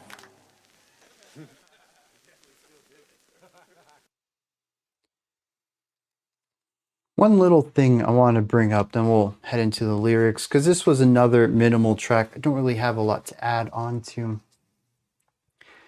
Quite frequently, I have noticed embellishing ideas, little ornamental concepts showing up hard panned left and down. I know that verticality is typically associated with pitch. We can pan left and right, but it's really only one speaker on either side. Even if it's real speakers, not headphones, you have one on one side and one on another. They're not rising or falling in height to feel like it's above or below you. But there has to be some tricks that producers can use to make a song feel higher or lower beyond pitch. Higher pitch sounds typically sound higher up than lower ones.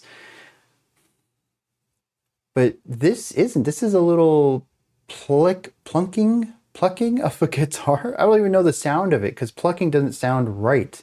It's like a plinky sound. Very percussive and short. And it's just tink, tink, tink. These little like sounds off on the side, very quiet, but feeling like they're really low on the floor too. This is very similar to the offbeat, what was it? Ah, I think that was it, just like an ah sound that we heard in Broken Girls, I think it was. Off on the left, lower down, way back in the background, compressed, quieted. You don't ever really hear anything like that on the other side of this track, on the other side of the album at all. Beat, bass, vocals in the middle. Sometimes you'll get something pushed out to either side. Saxophone. Not necessarily ornamental, but we did have sax out on the left for, was that Life or Calligraphy? One of the two, whichever one was the jazzy one. But for little ornamental ideas, it's always left, low, and in the back. And I think that's an interesting little, almost sonic trademark of the producer. It isn't in every track, but it is consistent enough. I think at least half of these tracks have something like that, that it's brought to my attention. It's a pattern I'm beginning to see. Now, as for this track, harmonically, which is really the only thing here, we have a really slick bass line in the chorus. I love that. Very cool walking bass line idea. And once again, another jazz adjacent concept. I wonder if Saba has a background in jazz music at all. Or maybe their producer does. Actually, I guess when I break through lyrics here, I'm going to look up and see if this is like a one-man project here, or if it is a bunch of people coming together for it. But there is jazzy components being presented kind of throughout, sometimes as ornamental, but in the case of, again, Life or Calligraphy, I forget which one it was, full-on jazz influence, an understanding of jazz harmony at the very least. So it's very cool to continue to see walking bass lines like this showing up too, another staple of jazz music. But beyond that, we have, once again, a keyboard playing slightly detuned. I'm actually not sure on this. The first two notes evoke a type of ease, almost wonder. And then the third chord introduces tension. And I originally described this as eerie, but the more I listen to it, I think that is wrong. Though I will say that the smile section to me comes across as very eerie. Everyone is slightly out of sync in the layering, which creates a bit of a crowd chanting more so than a unified choir. And the crowd chant with the smile, smile, being told to smile by a bunch of people chanting in unison, but not perfectly in unison, feels very cult-like. Telling someone to smile probably means they're not, probably means they don't have anything to smile about, which makes the smile feel performative, which adds to this creepy cult-like thing. And it's just a really eerie moment of the track for me. I think it's going to be really interesting if I get into the lyrics, and it isn't about being told to be some way that isn't yourself, because that's every bit of what I get out of this. What should be very natural and serene ends up feeling very eerie. Smiling is a human component, but in this perspective that I have of this track, it isn't, and it's perverted. I feel like I've used that word of distortion, perversion, taking one thing and transforming it to the opposite many times on this album. And I really do feel that is a common theme throughout, even if I'm not finding it as often in the lyrics. It is how I relate to a lot of the music being presented here. But I do think that third chord introducing tension kind of leans into that. It took something that should be serene and alters it. But when I think about it too, I think if the arpeggiation were quicker, or maybe if we just got the full chord, it probably would be a bit jazzier. It's just presented in an unusual way. You wouldn't typically arpeggiate this slowly for this sound because of the tension that's presented. It is something that works really well within a chord progression. It's something that works really well in vamping, where you kind of have some cool rhythmic devices on the chord itself. Shorter staccato notes so that the dissonance isn't fully felt, but really allowing it to linger in the track the way it does, it's impossible not to feel that dissonance. It isn't a spice. It has overpowered the soup entirely. And so we get a track that ends up feeling more sinister than it lets on. And the smile part just adds to that whole experience for me. So that's what I get out of this song. It's eerie and cult-like, even though it really feels like it shouldn't be. And I think that was accomplished really well, but there's something in the pit of my gut that tells me that this is not what the song's lyrically going to be aiming for, and that what I'm hearing out of it is not the authorial intent. So let's dive into that and see what Saba has in store for us.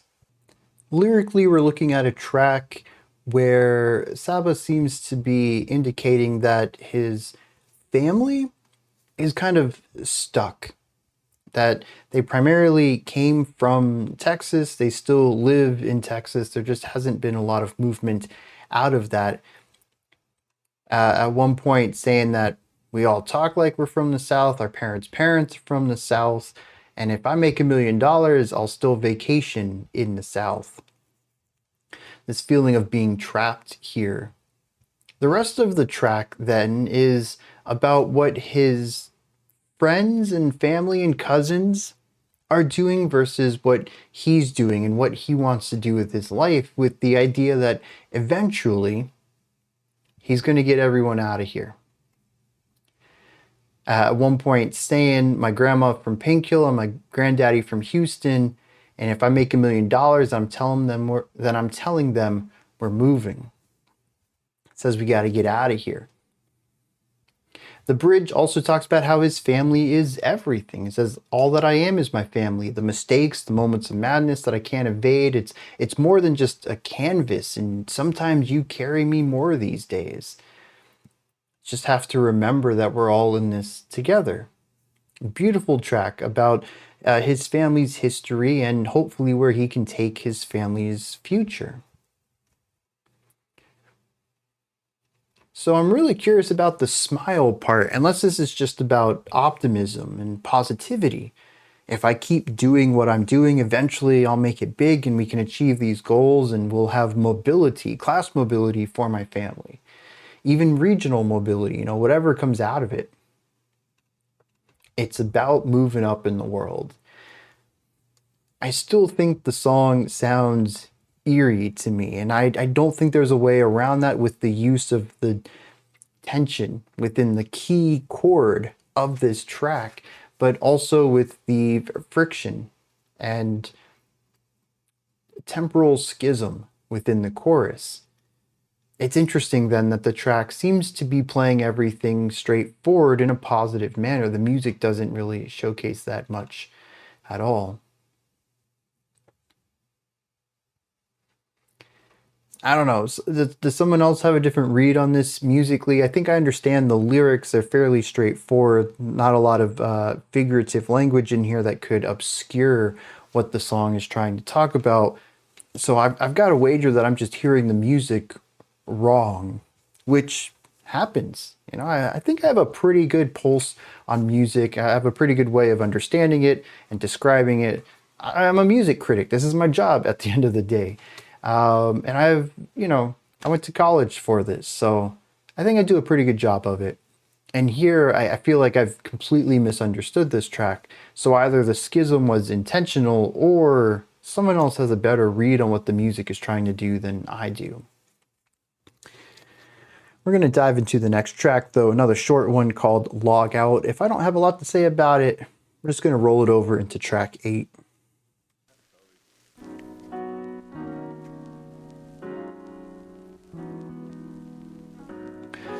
A very sharp fluctuation on the volume is... If you press LOGOUT, you get forgotten what's supposed, but a reminder just how boring our lives are. Look at how much fun I'm having, ain't no beauty in the absence of broadcasting till you fall. I seen us selecting naked, I seen us exhibit behavior, I see famous people I don't want no autograph, I just wanna follow back, maybe tag till you fall.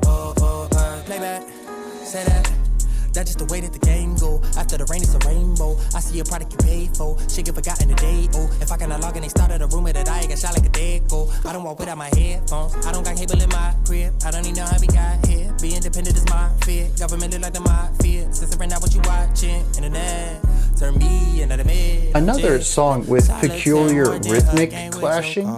Can't change the channel, it'll stay in our heart. Stay in the public and Now everything's lined up a bit more. But the syncopation on the chord changes felt odd even against the rhythmic diversity of the vocals. Your story. I'm from the 292 sides to each story. Yeah, I'll be your friend, but you cannot follow me. If you press logout, you get forgotten what's supposed, but a reminder just how boring our lives are. Look at how much fun I'm having. Ain't no beauty in the absence of broadcasting till you fall. I seen us selecting naked. I seen us exhibit behavior. I see famous people all over. I don't want no autograph. I just wanna follow where. Maybe take till you fall. Everybody insecure, especially people with everything. Why you think they got everything? How would you think they got it? Ooh. Everybody insecure, especially people with everything. Why you think they got everything? How would you think I got everything? Look. Everything's on camera, everything's on camera. Everybody want handouts, everybody got pamphlets. Everybody wants Santa, everything is on camera. Everybody want pics now, everybody got antlers. Everybody my kid now, everybody got Pampers. Everything is on me now, everybody got cameras. Ain't nobody got chancellor, ain't nobody got answers. All them scratching their head now, ain't nobody got dandruff. Don't nobody like selfies on their own page. I know people with their friend requests as their homepage. Ain't put a picture on their wall since the Stone Age. Feel locked up in their own cage when they on stage. If you press logout, you get forgotten what's supposed, but a reminder. I like the piano work on this track, but the song is not coming together for me.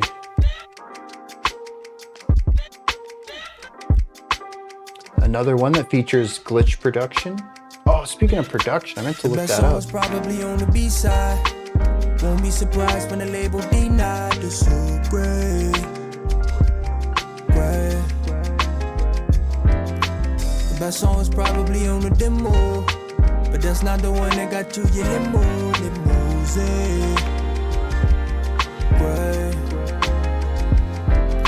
The single, the one that wasn't as honest. But this is what they say make you the hottest and okay. Right. Sometimes I think about the pressures of an artist and what it takes to get caught a success even with no college. We barely even considered. Don't label me with them niggas. Infatuation with plastic. I wanted it to be realer. First they wanted it hip hop and then they wanted gorilla and then they wanted drug dealer and then they wanted a dancer. Now they want a drug addict. Infatuation with plastic. White girl wanna be sister. Driver wanna be Walker and Walker wanna be sitter. The best song was probably on the B-side. Won't be surprised when the label denied the so great. The best song is probably on the demo, but that's not the one that got you your limousine.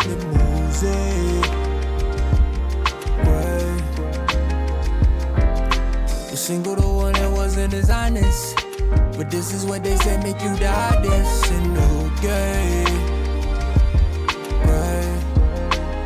Sometimes I think about the pressures of the label and what it take to get paid for. Discovering art they ain't know existed. I know it ain't your intention to try and change me. Multi-million your children, private school late attending, an album selling what did it. I shuck and jive a good nigga. Another focus of heavy duct bass kicks. You just give me the finance. Saba, if it's so bad, then hey, why the hell are they signing? Cause Sitter wanna be Walker and Walker wanna be driving. The best song was probably on the B-side. Won't be surprised when the label denied the so great. The best song is probably on the demo, but that's not the one that got you your limousine.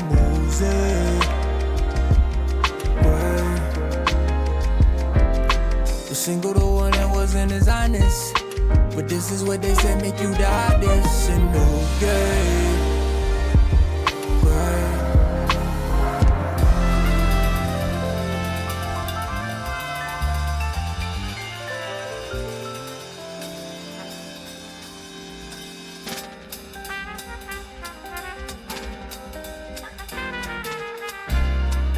Once again, I wish the trumpet was over here.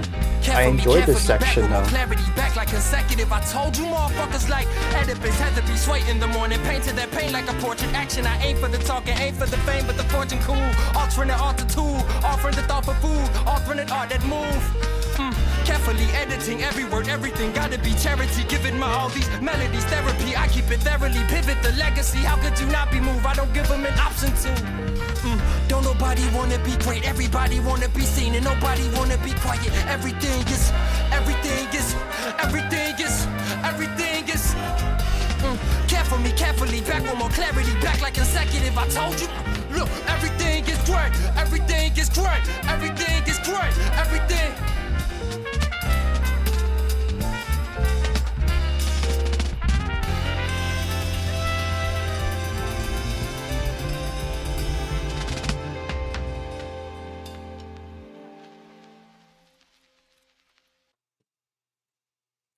Best track on the album. Easy. No contest. I really hope the lyrics engage my mind as much as I would like them to. Because musically, I did find this to be the most enjoyable. Logout is a fine track. It's kind of more of what we've heard. But I am enjoying this focus on the jazz side of things. Logout leaned into this. Gray really leaned into it, bringing us back to Life or Calligraphy. I can't remember which one of those had the sax solo in it. Dang. But yeah, it brings us back to this jazzier focus. We've always had a jazz adjacent idea as far as chords. I do feel that the chordal ideas on this album are consistently different from what I expect for hip hop. And I appreciate that, but I really love when the album dips its toes further into this combination of jazz and rapping. And I think that's really where it clicks with me. We also had a nice little trumpet over there this time. And as a trumpet player, I dig that. Very beautiful, smooth melodies over here. Love it. We got the drums laying things down nice and easy on both of these tracks here. It really is, once again, though, about carving space for the vocals. And I think that's where Logout mostly fits, but it's where I feel that Gray deviates a little bit. Much like earlier with the sax solo that did go along with the vocals, I really enjoyed how the trumpet here is present alongside the rapping part. In the final minute or so of this track, there's still, I wish, a little more focus given to the trumpet over here. It feels distant and so far away. I think that's my biggest issue with this album so far, is just the mix. The ducking on the bass kick from track 1 and now track 8 as well is something I'm not a real big fan of. Track 7 had that really wavy volume on the opening piano part that I was just not a big fan of, and shoving the sax and the trumpet off onto the side over here. Actually, I guess the sax was off to the left, but just shoving them into the back, off to the sides. I wish they were more present. I wish things could exist in the spotlight along with the vocals. Nothing moves. Oh, actually, I take that back. The vocals are sometimes center, sometimes out to the sides. And I think there was a piano part at a point in here that quickly panned every 2 beats or something. It was done as a unique effect for that song. We haven't heard anything like that since. But for the most part, everything is static in its volume. The volume of the track itself might fluctuate. Most of that is because there are times when the vocals dip out and the instrumentation is just generally 20 to 30% quieter than the vocals across the board. The only time I think anything competes with it is the bass kick from tracks 1 and 8 that dominate everything, and it's just such a massive sound within the track itself. And I would love to have some spotlight fluctuation when the vocals are missing and the trumpet is soloing or the sax is soloing. Move that spotlight over to them. Don't let them hide in the shadows while they're playing. Let me hear that. When the vocals come back in, sure, mix it differently so that the vocals have their space. Put the trumpet off to the side if you need to, but there's nothing else happening. Why is the spotlight in the middle of the stage highlighting nothing when all of the interesting things are in the shadows? It's quite possible there is an artistic reason for this, a thematic purpose. This choice isn't random, but I could also see this choice being one of like a lack of, I don't want to say care, but a lack of a want to change. This is the way everything is, so we just leave it. We don't need to change anything. Rather than thinking about this section, this 30 seconds in this song, should we do anything about it? Well, the trumpet's just over there. Can we put them in the spotlight? Can we raise their volume up? Can we center them or something? Like, there's just no thought put into, can we change anything when the compositional balance is altered? And that's what I've heard a couple of times here. I think for the most part, instrumental lines are foundational. They're either building atmosphere or they're giving us chord progressions or just a chordal idea. Sometimes the song is just one chord over and over. There's not a lot of lead elements coming from the instruments. And I think that's why it's easy to just say, well, the mix works. The production on this, the EQing, everything's balanced, just leave it. But there are very key moments where instruments do take lead parts, and they are the only lead part present, that it feels really strange to be highlighting absolutely nothing. And, you know, on one track I can say, well, they were trying to say something with it, but now 2 tracks of seeing the exact same idea, it's starting to seem like it's less of an intentional choice and more of an oversight. Something that I wish might have been corrected in the process, but being that there just isn't really any places in this album where there's a lead instrument without a vocal line, it just wasn't really thought about. So that's kind of my big gripe with this. But otherwise, I love the piano work, love the drum work, love the trumpet work, the texture stuff, the atmosphere on this track. Once we got rid of that massive bass kick and the ducking thing and kind of leveled everything out, I'd say, you know, the last 75% of this track worked really well for me. And this was also a case where I got to pick up some interesting things linguistically too. I don't know the words being said, but I felt the syllabic flow.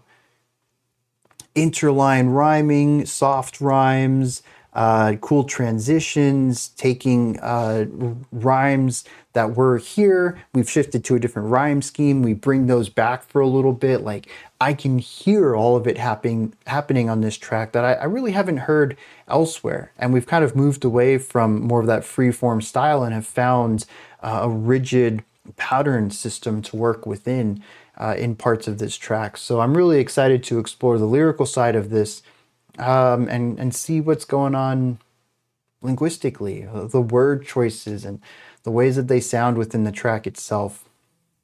I'm really excited to see also where this album goes. We only have 10 minutes left and 7.5 of those are in one track. What does Saba do with an epic? Let's hit some lyrics. All right, Logout is a track about social media. The chorus says, if you press log out, you get forgotten. What's a post but a reminder? Just how boring our lives are. Look at how much fun I'm having. There's no beauty in the absence of broadcasting to your followers. So he says that if you ever log out of social media, who are you? If you don't have an online presence, you might as well not exist. But that every single post is just a reminder of mundanity.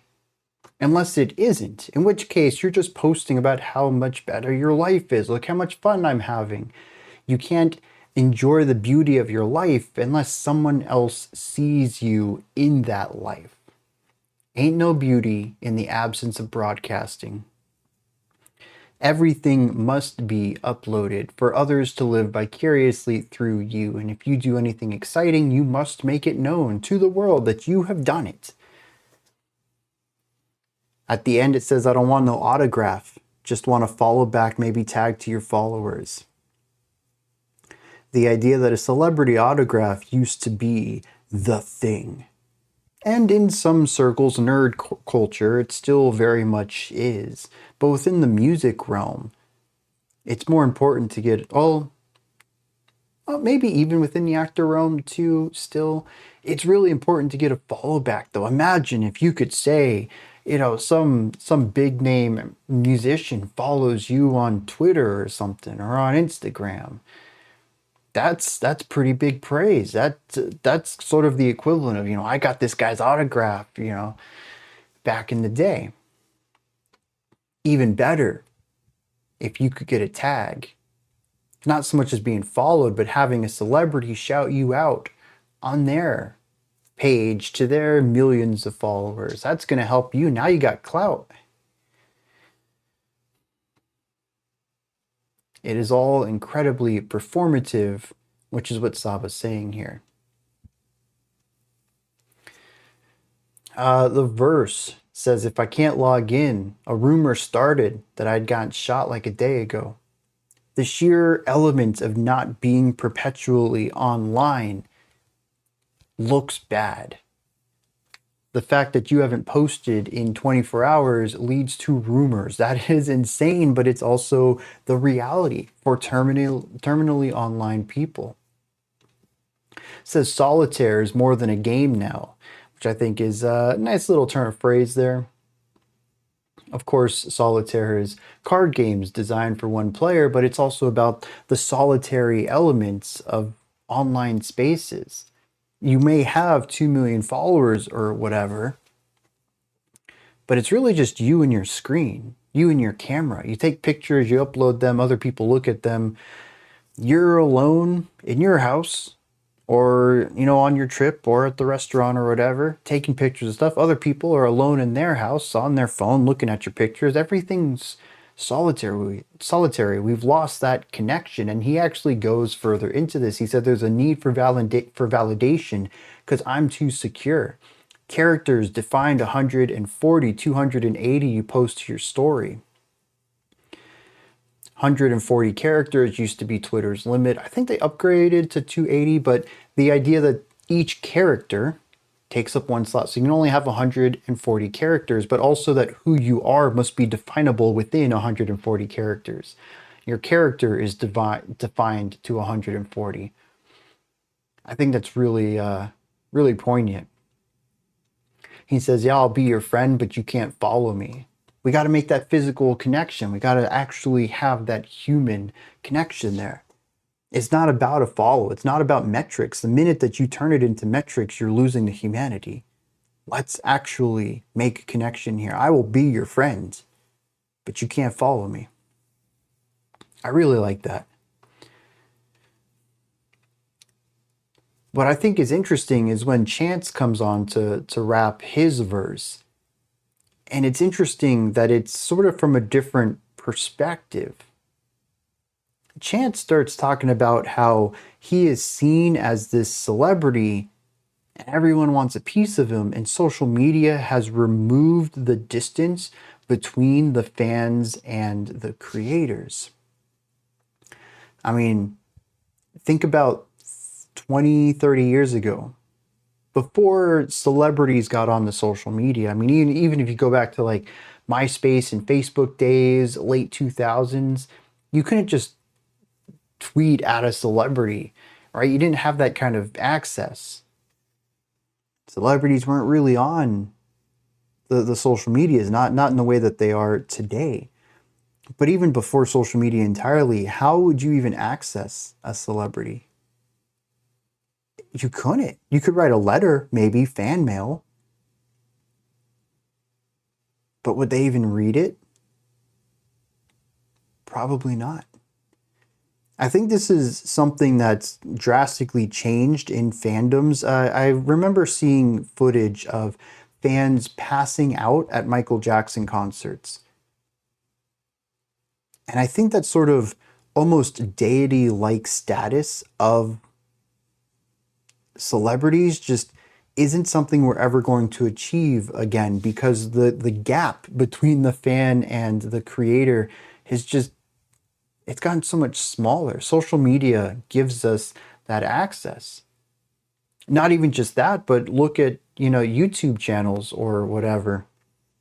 Social media in general, but look at Hot Ones.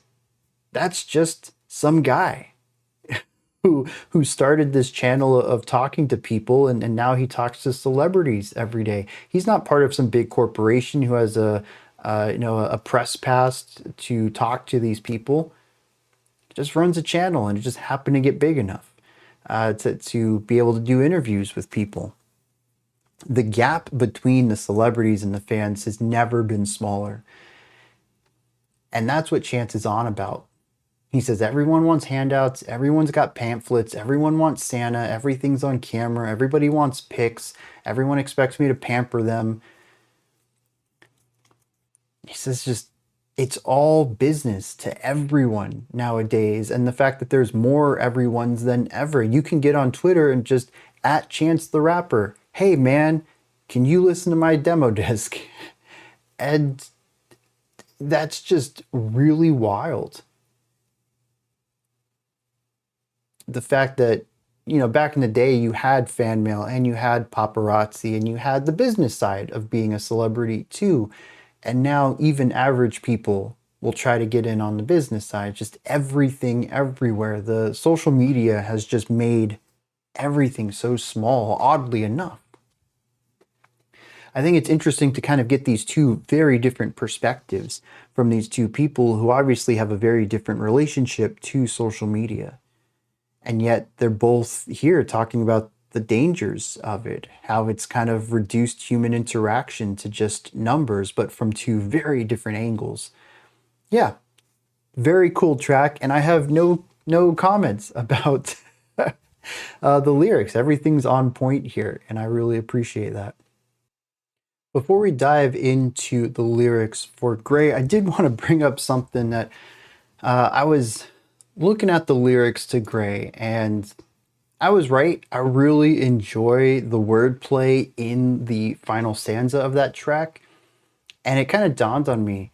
I was like, yeah, okay, this is getting up to the kind of lyricism that I really enjoy in rap. And that reminded me that, you know, I kind of mentioned earlier some of the rappers and wordsmiths that I'm a fan of. And something clicked. I totally forgot about this. But in the track Life, Saba said, don't compare me to other artists.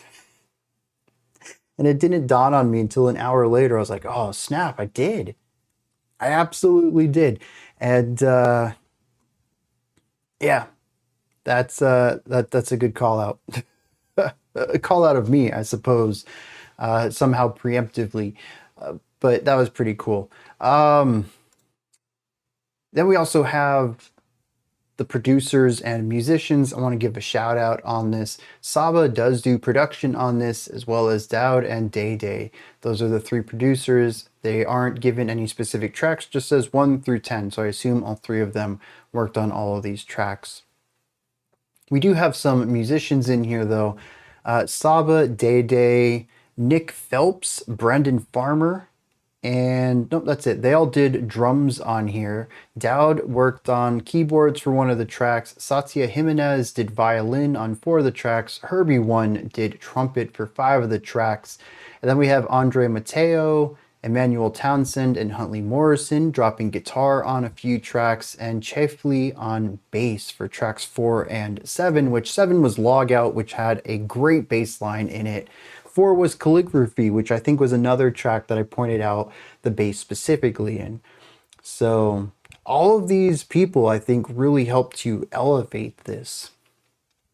I don't have a composer here, which I suppose is less common for popular music, but I'd love to know who was behind all of this.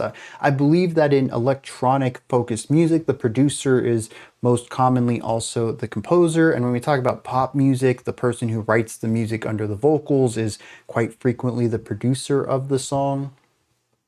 So I'm going to assume that Saba, Dowd, and Day Day ended up writing most, if not all, of these parts, but the people performing them brought them to life too. And I'm wondering if maybe there wasn't some conversation, some back and forth there where something was written and then the musician gets it, the session musician gets it, and they're like, you know, this is pretty cool, but what if I did this? And they're like, dude, that's sick, go for it. And maybe there's a little bit of collaboration in the composition to it. But again, composition's kind of fallen out of vocabulary when we talk about music, which is kind of a shame. I think in places where you can see who's playing what, particularly like rock or metal bands, it's usually pretty clear. Most people end up writing their own part. The drummer wrote the drum part, the guitarist wrote the guitar part, the vocalist wrote the singing melody. But when it comes to electronic music, it's a bit well, it's more vague because there's so much that goes into it. And when you have three people writing music and then 15, 12, 13, something like that, people contributing instrumental work, and then the extra vocals too. We have The Mind, Kaina, and Chance the Rapper all providing featured vocal lines and rapped parts. Did they have any input on it? I mean, Chance wrote his rapped part at the end of Logout, so I'm going to assume that we should credit him as a composer on here too. And I really wish that we could bring that composer tag back. This is like way off topic, but I wanted to bring this up because it's something that's sort of been simmering within me, and I guess this was just a good place to talk about it. Speaking about music creation, that's what Gray is singing, or that's what the lyrics are about on Gray. The chorus says the best song is probably on the B side. Won't be surprised when the label denies and disagrees. The best song was probably on the demo, but that's not the one that got you your limo. The single, the one that wasn't as honest, that's the one that makes you the hottest in the game. Every single one of these groups is finished by a single word, Gray. And I think the idea here is just presenting something devoid of color, devoid of even contrast. If it was black or white, we would have a sharp difference between the two, but it's just sort of this neutral gray color, lacking in color or contrast. And I think that's what Saba's talking about here, is that the things that the record label want to promote, the things that they're looking for in artists, these are not going to be the most interesting things you can find musically. And that if you really want to dig into some music to find the good stuff, you got to find the deep cuts, both in people, find the artists that haven't been picked up yet. But even with the artists that are big, find their music that isn't promoted. Promoted music is kind of done for a reason. It's for promotional purposes, either to drive listens to a streaming platform, or in the old days to sell a record or, a CD or whatever. That one song you hear on the radio, like, dang, that's good, I want to hear that all the time, and you go buy the cassette or whatever. But that doesn't mean it's good. That means it casts the widest net. It is doing the best job of selling this sound, which means that it needs to be palatable to the most amount of people. And singles don't necessarily have to be bad. There's plenty of singles out there that are really great songs that also are something that's going to capture a large group of people. But even personally, I find that singles, even some of the best singles, are rarely ever my favorite songs on an album. They tend to just be a little safer. And I find other tracks to be more interesting, lyrically, thematically, musically, exploratory. It's just more there to latch on to. And this isn't something across the board, but certainly when it comes to labels, I mean, they have entire marketing teams to figure out what is marketable, as the name of their job suggests. And I think that Saba agrees with me on this. The best songs are on the B-sides. They're on the demos. They're not the singles. But the singles, the popular songs, they're the ones that make you big. I think this is interesting too, because as we'll get through the rest of this track, there's almost a focus on avoiding the gray, of being authentic and colorful and contrasting, of not trying to make marketable music, but just making music that is you. This kind of runs in contrast a little bit with tracks like Smile, where he wants his craft to help pull his family up, to help them move away. He wants to be someone with money. Kind of tough to do that when you purposefully choose not to make things that are going to get you to that place. But I also understand the want to basically not sell out. It is a really tricky tightrope to walk. And, I really appreciate his taking a stance here and saying that that's not it.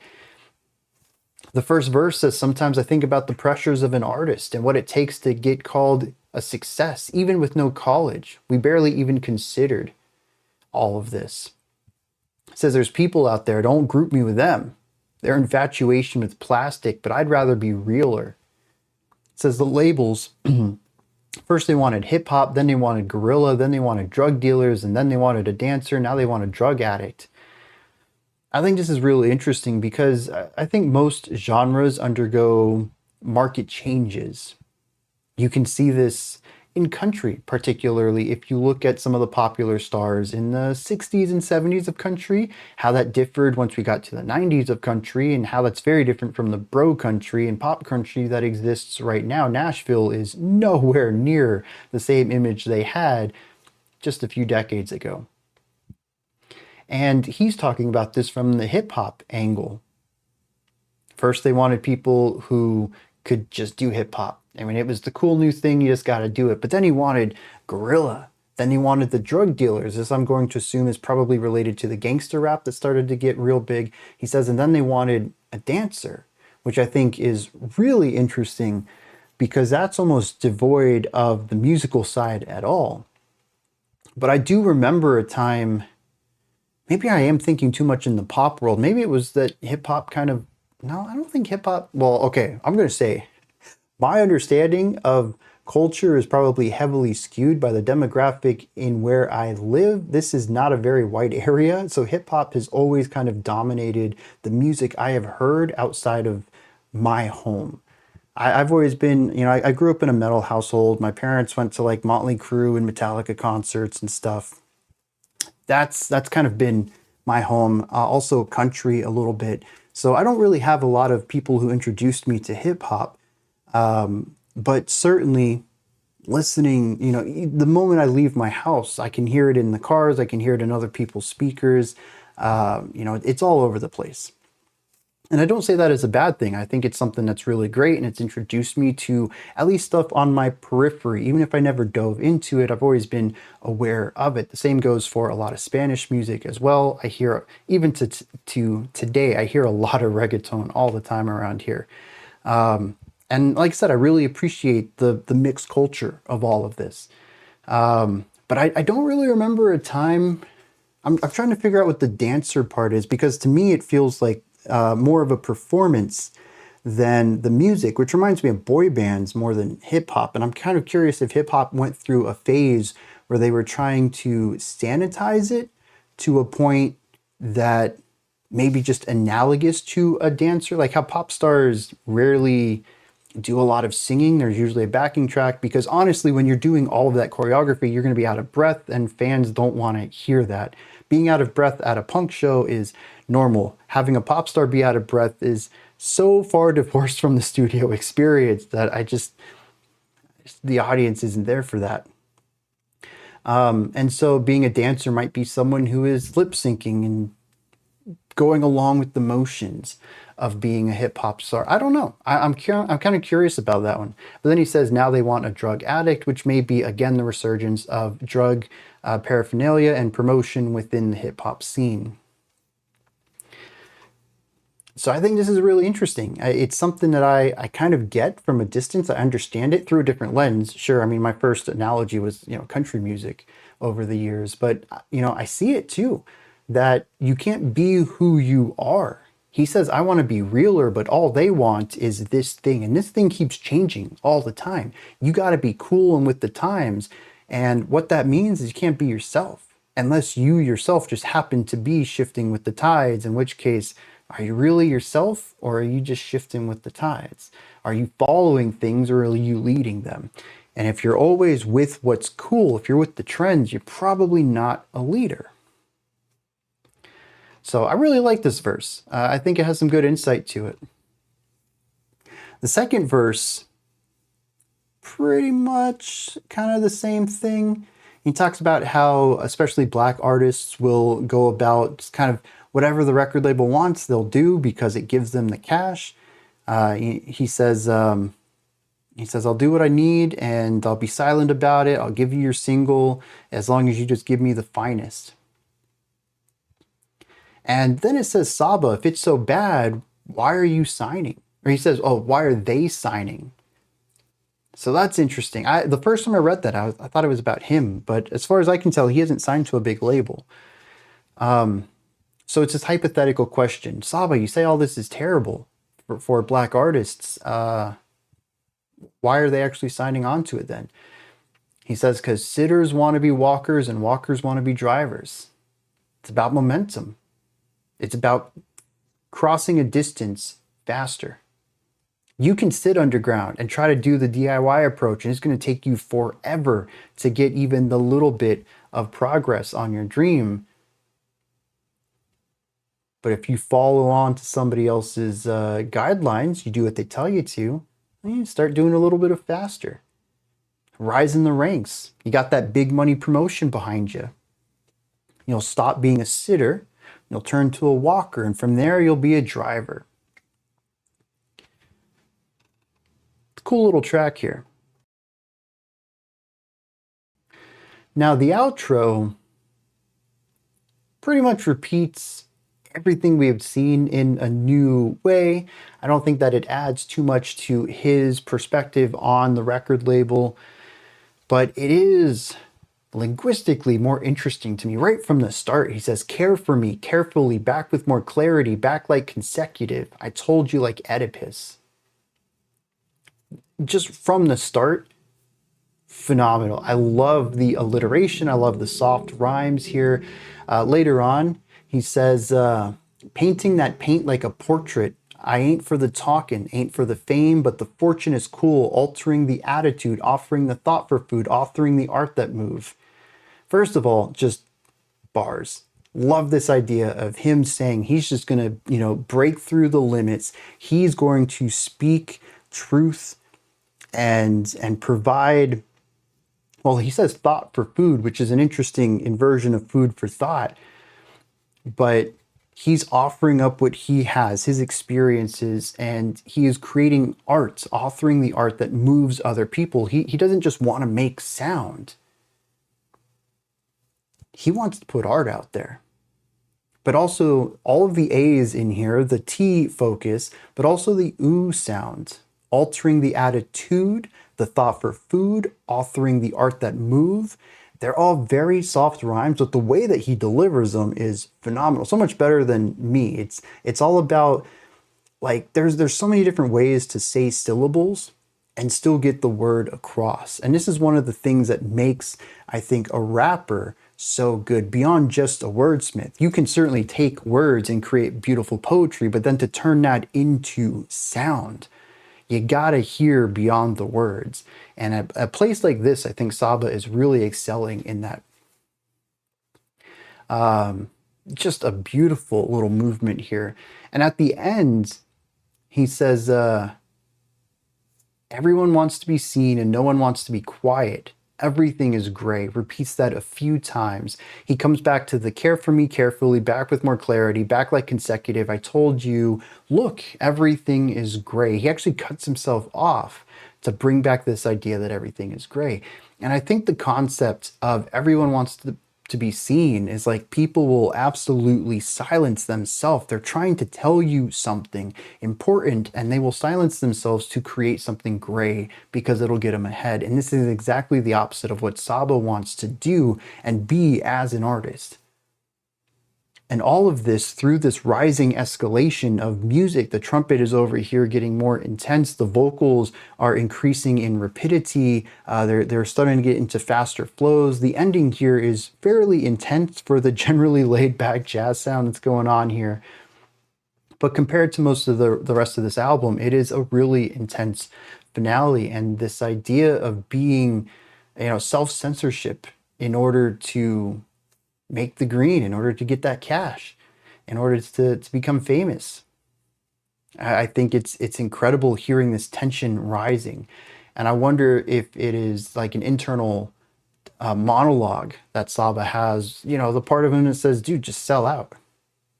So what? You sing a couple of vapid songs, but you could still put your art out and you'll get the money. Just silence yourself a little. I don't know if that's actually something he goes through. It is something that I think about sometimes. About all sorts of things. There's certainly ways that, my music, of course, I could always try to make some stuff that's more palatable and commercial, but even within this realm of like music criticism, this video is going to be 3 hours long. The metrics at YouTube say that 10 minutes is a good length for a video essay and that most people are veering towards 30-second shorts. This does not have wide marketability to it. Me talking about musical concepts and using language that's a little bit above a 5th grade language, which I think in the US is about average. It was 8th grade at one time, but I'm sure that slipped down a little bit.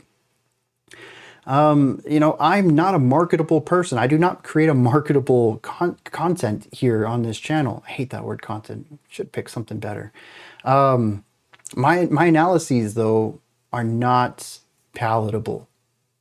I could try to do things shorter, more digestibly. But I don't think that the end result would be as worthwhile. And there's certainly parts of me that think, well, dude, what if you just did short form content? What if you just found a way to put out little 45-second clips of breaking down a music thing or something? But that's not me. Like, I totally get where Saba's coming from here. Yeah, dude, Gray. Yeah, easily best track on the album. I'm writing this down when I put this into my database later. This is going to be the song that is in memorable tracks list for this. Love it. All right, next up we have 7.5 hour little epic here titled Prom King. Let's see what's going on. This remind me of before we had insomnia. Sleeping peacefully, never needed a pile of drugs. Everybody was college bound. No dollar amounts, in God we trust. Senior year, my prime ain't had no party bus. My cousin hit me on Facebook like, what shorty you taking? I'm lying, I'm playing, I'm saying I got one to take and I'm waiting on her response. Wrote her a 3-page letter, it's 3 days later. Never hit me back, she broke my heart. So now he eyeing me shit like, yo, is shorty bad? I pretend not to be depressed, she never wrote me back. I hit him back like, yo, well, fuck her, it's on to the next. I wrote that message thinking I'm awkward, probably never had sex. You know, in high school, 16, you probably late. My cousin hit me back, don't trip, bro, I got you a date. So he sent me this link to some girl I had never seen. He said to call her, tell her Walter sent you with me. I think about it for a minute, like what's his intentions? I mean, we never really got along or used to kick it. In fact, if I remember vividly, he picked on me. He used to beat me up and take my sneakers every family visit. I'm skeptical to let her know I'm Walter's little cousin. What if this shit all a joke? Then again, what if it wasn't? Would I really risk the chance of me potentially fucking on some stranger daughter? Cause I barely know if I could trust him. Probably not. I finally called her, tell her Walter sent me my name Taj. She asked me what's the color scheme that we gon' wear to prom.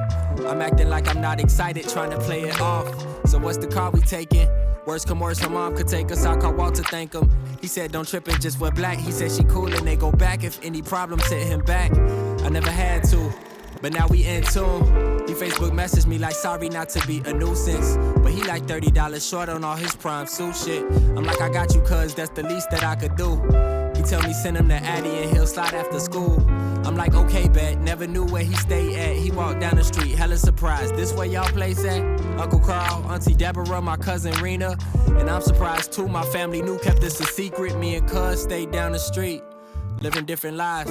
Every day he on the bus, me I get a ride. I gave him 30 on the porch, he never went inside. He tell me thank you, then he walked back home with a smile. He tryna hide it, but I see his dimple. I'm thinking damn, that transaction was simple. I'm talking shit, I know he hoop. I'm like, hey, where the rent, bro? He like, tomorrow, if you free, you probably weak as shit, though. I know my brother not, so all three of us went to the park and ran some niggas off the court. I'm hella passive, I was passing, I ain't have to score. The next day, the prom, I couldn't sleep, I stayed up. My granddad gave me a condom, then walked away, didn't say none. She hopped out of a car and said that her name was Jada. My heart's racing, I'm focused, I'm trying to keep it player. Gave her the croissant, a corsage, or whatever the fuck my mom handed me and said, now put it on a hand, Malik. Family ties, my grandfather taught me how to tie for tie, cause my dad lived in NY. That's probably why I was shy, so self-conscious. Took pictures on the porch and then we headed for the prom. And Walter went on prom the same day, but to a different place. So he texted me like, cuz, this the spot, let's meet up later. And bring Jada through. Prom flashed, I kept it cool. We show up to the function where she brought a change of clothes. I'm looking around like, damn, I don't know nobody. We at this party out west, and Jada left to get dressed. I fake like I'm sending texts. flex. Some stranger get really close. I swear that I hear his breath, then he put a knife to my neck. Gave me the rundown like Jada, my sister. And if you hit her, fuck her, make her miss you, I'ma kill you. At this point, I'm just exhausted, wondering where the fuck's Walter. He shows up like 30 minutes after our altercation. I never mentioned it to him. He kinda overprotective, and I know if I tell him that he'll beat this nigga skull in, turn his body a skeleton, and I night it and terrible. I excel and say fuck it, and I just chose to let it go. So you used to getting everything your way. This is what happens this time.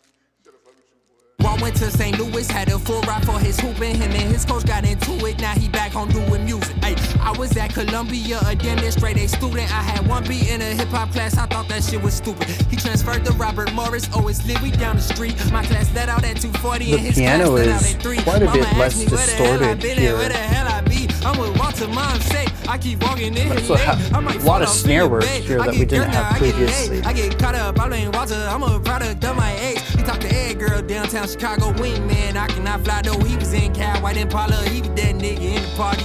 Awfully popular for someone that they barely mention. Plus we from the part of the city that they barely mention. Just logged into Twitter and somehow we was barely mentioned. We signed our name on the open mic list and then they skipped us. And then they skipped us again like a week later. Like obviously this fucking host can't read the paper. Hella intimidating, the big guy didn't have to flex. So Walter walked to the host and said, this the name you calling next. Bullied our way to the stage and then overstayed our welcome. And Subtle that will never trumpet get too over far here. from the tree that it fell from. Just like my father trying to do music and hope I make it. Walter joined me for the journey, said the city waiting. Pivot.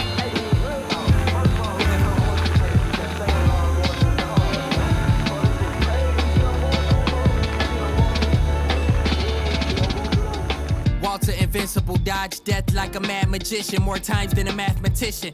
I'm in LA working on bucket list project. I get a call and get a fishy feeling. Normally raw joke on the phone, this time he over serious. My heart dropping, I'm like, yo, what is it? He say he with TY on the highway and some niggas just tried to kill him. Emptied the clip on the car, but somehow they didn't hit him. Sometimes I fucking hate Chicago, cause I hate this feeling. Innocent niggas get shot at in the broad day, the AM.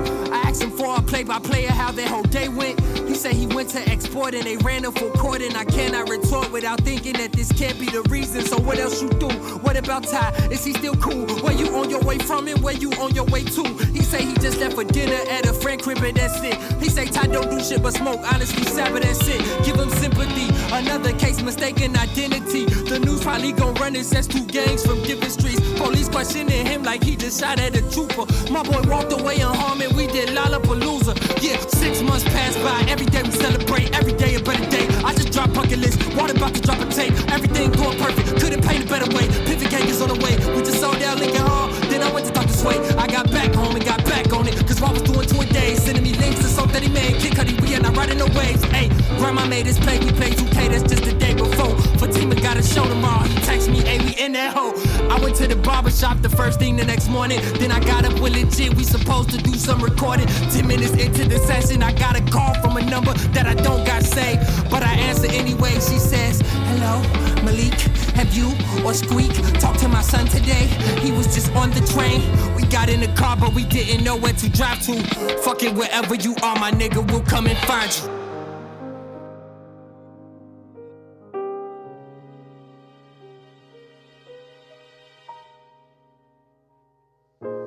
Just another day in the ghetto. Oh, the streets bring sorrow. Can't get up to date with the schedule. I just hope I make it to tomorrow.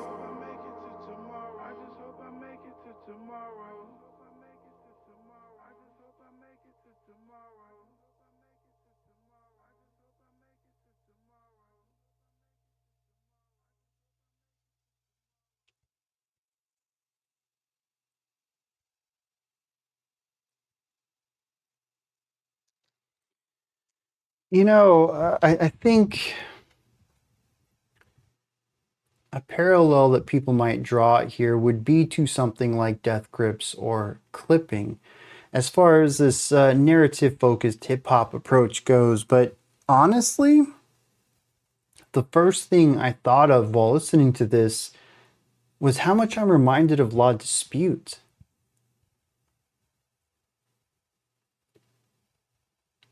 The music grows in intensity alongside the vocal delivery in a way that is completely palpable. The drum work on this was incredible. I went and looked real quick. This was Brandon Farmer on the drums here, and dude, the last, I don't know, minute and a half, drum work on this is just incredible and does such a great job at adding a texture to this track that to me separates it from everything else. This feels narrative, not just the fact that there aren't any hooks or choruses in this, but because of the intensity of the drum part. That's what stands out to me. What I find really interesting is that the rest of the instrumentation doesn't really modify itself much. We have a little bit of trumpet off to the side. They're just kind of humming around there. Some cool lines. The piano, once again, giving us these jazzy chord progressions. We have some hazy synth ideas in here too. Pretty straightforward stuff with the rest of the instruments, but the drums ramp up, and with them, the volume of everything else. I don't think it's a physical production volume. I don't think the trumpet is actually playing louder. Typically that comes with a small timbre shift, and I didn't really get that here. It does sound like the volume is boosted in post though, and it does allow the song to continue the escalation musically alongside the tail. But I think what really sells it here for me is the vocal performance. A lot of this album, I've praised the vocal work for variety, sonic variety, in fact. Changing of ranges, changing of nasality or placement of the vocals, sometimes a little higher up towards the top palate, sometimes placing it back into the throat, just kind of creating some different textures and ranges for the words to be sung in or rapped in. Occasionally we have formant shifting in here. We do have pitch correction as well. Kind of gives it that inauthentic robotic kind of sound, which to me is interesting. I don't think quite as interesting as something worth diving into, but for an album that's kind of focused on authenticity, it's interesting how often the vocals are inauthentic in delivery. But it is also, well, I would say it's authentic in our artistry, but it's also quite following trends too.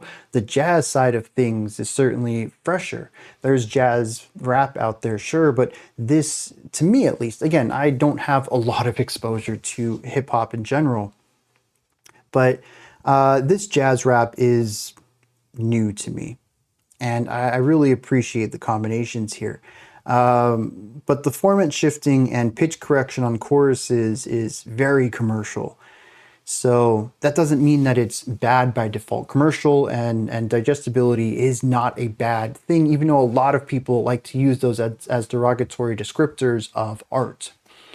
But I do find it interesting that there is that inauthenticity to it. It sounds robotic, and I don't think that the words being sung in all of those choruses are designed to be that.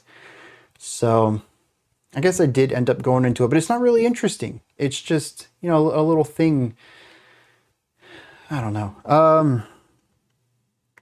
Where was I going? Oh yeah, vocal diversity here. The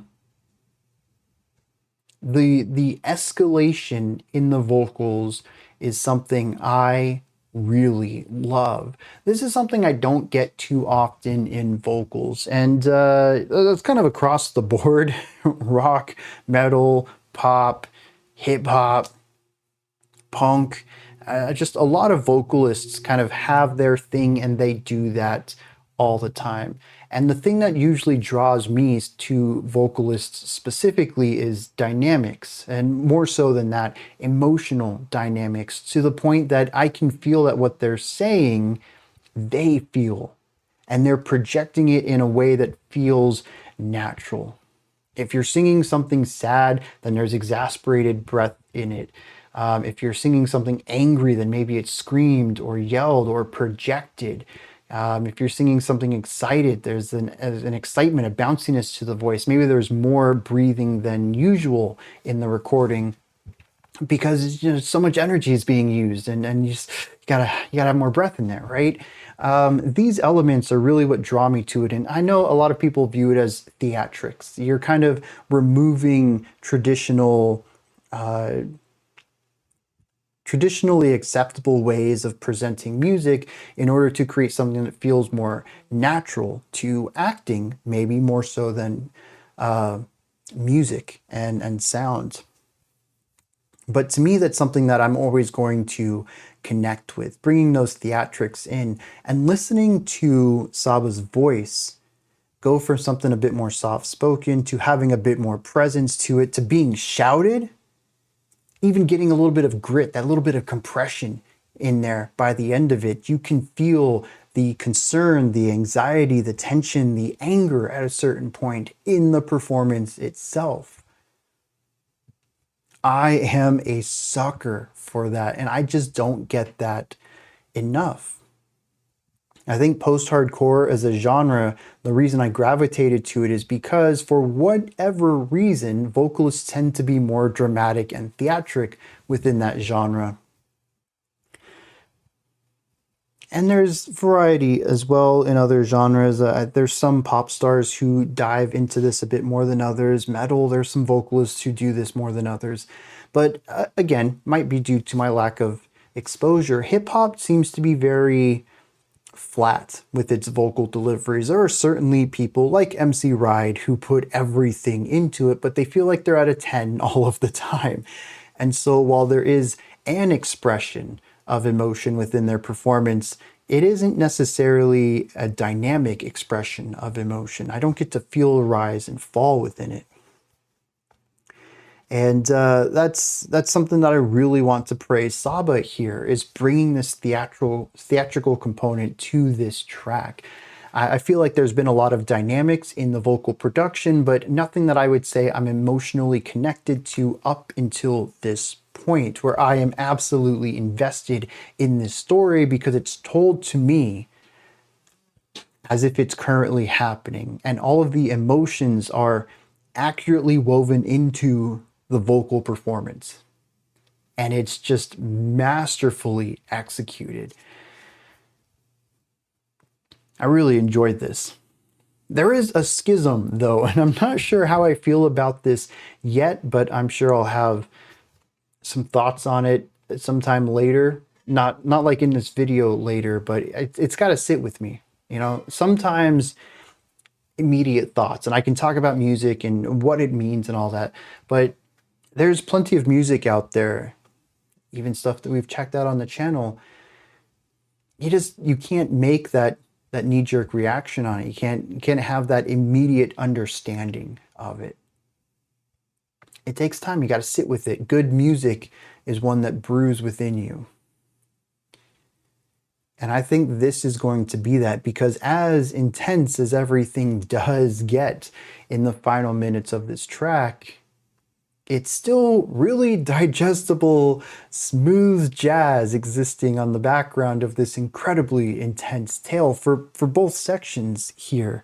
I would say that the first part of this track was a bit less intense than the second, but it still escalated into, I don't know if I'd call it a fight, but a knife was drawn. I mean, it was intense. The story got a bit crazy, but musically, aside from some rising volume,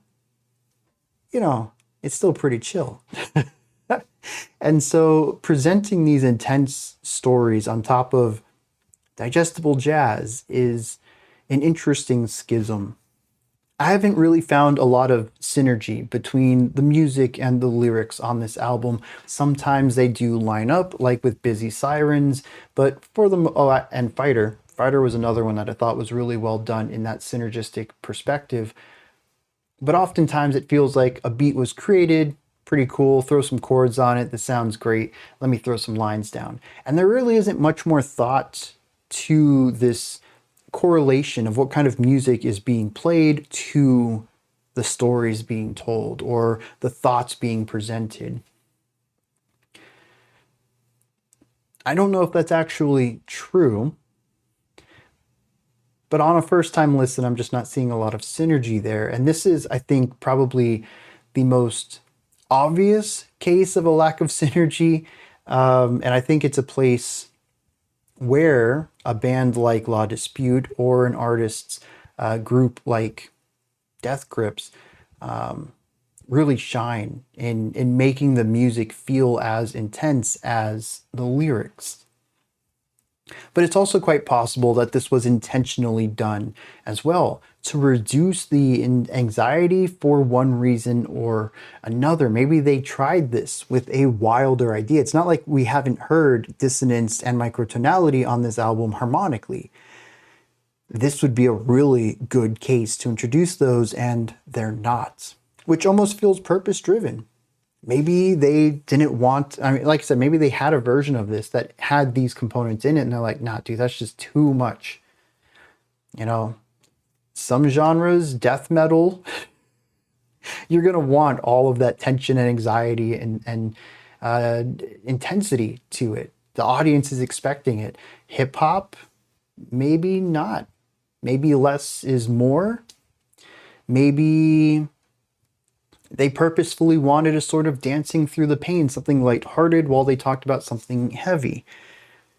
The contrast could absolutely be intentional. I'm usually a fan of synergy, though. I would love to hear this with a more intense underlying musical idea. I don't want anyone to walk away from this thinking that I believe this was the wrong execution for this. It's just one that I would not personally have done myself. But that doesn't detract from any artistic value of what it is doing. And I fully admit that I might not understand the authorial intent to this either.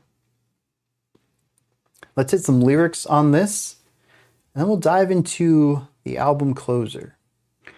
Lyrically, we're looking at 2 tracks, just like Busy Sirens. Prom is about a high school prom. Saba, well, he uses a couple of lines to kind of put us in the past. It says, this reminds me of before we had insomnia, sleeping peacefully, never needed a pile of drugs. Everyone was college bound, no dollar amounts, in God we trust. Senior year, my prom had no party bus. He talks about having a girl that he wanted to ask out and wrote a 3-page letter to, but 3 days later, never got a response. So his cousin started asking him on Facebook if he had anyone in mind, and when he said he didn't, it says, I got you. And sets him up on a blind date. And at first he's confused. Him and his cousin didn't really go way back. They didn't have a really strong connection. He says, my cousin, where is this line? There it is. We never really got along, or we never really used to kick it. In fact, if I remember vividly, he picked on me and used to beat me up and take my sneakers every family visit. I'm skeptical to let her know that I'm Walter's little cousin. What if this is all a joke? So he's wondering if he's being pranked by his cousin, who he doesn't really have a strong connection to. Regardless, he meets the girl, they start talking online. They figure out, what kind of color coordination they have. And then on the day of the prom, they head off. And it's a good time. He says the prom is kind of a flash, but he kept it cool the whole time. And his cousin, who goes to a different school, said, hey, after the prom, meet up at this place and we'll have a little after party. Well, he gets there and his blind date's brother puts a knife to his neck and says, if you screw any of this up, if you do anything to hurt her, that's it.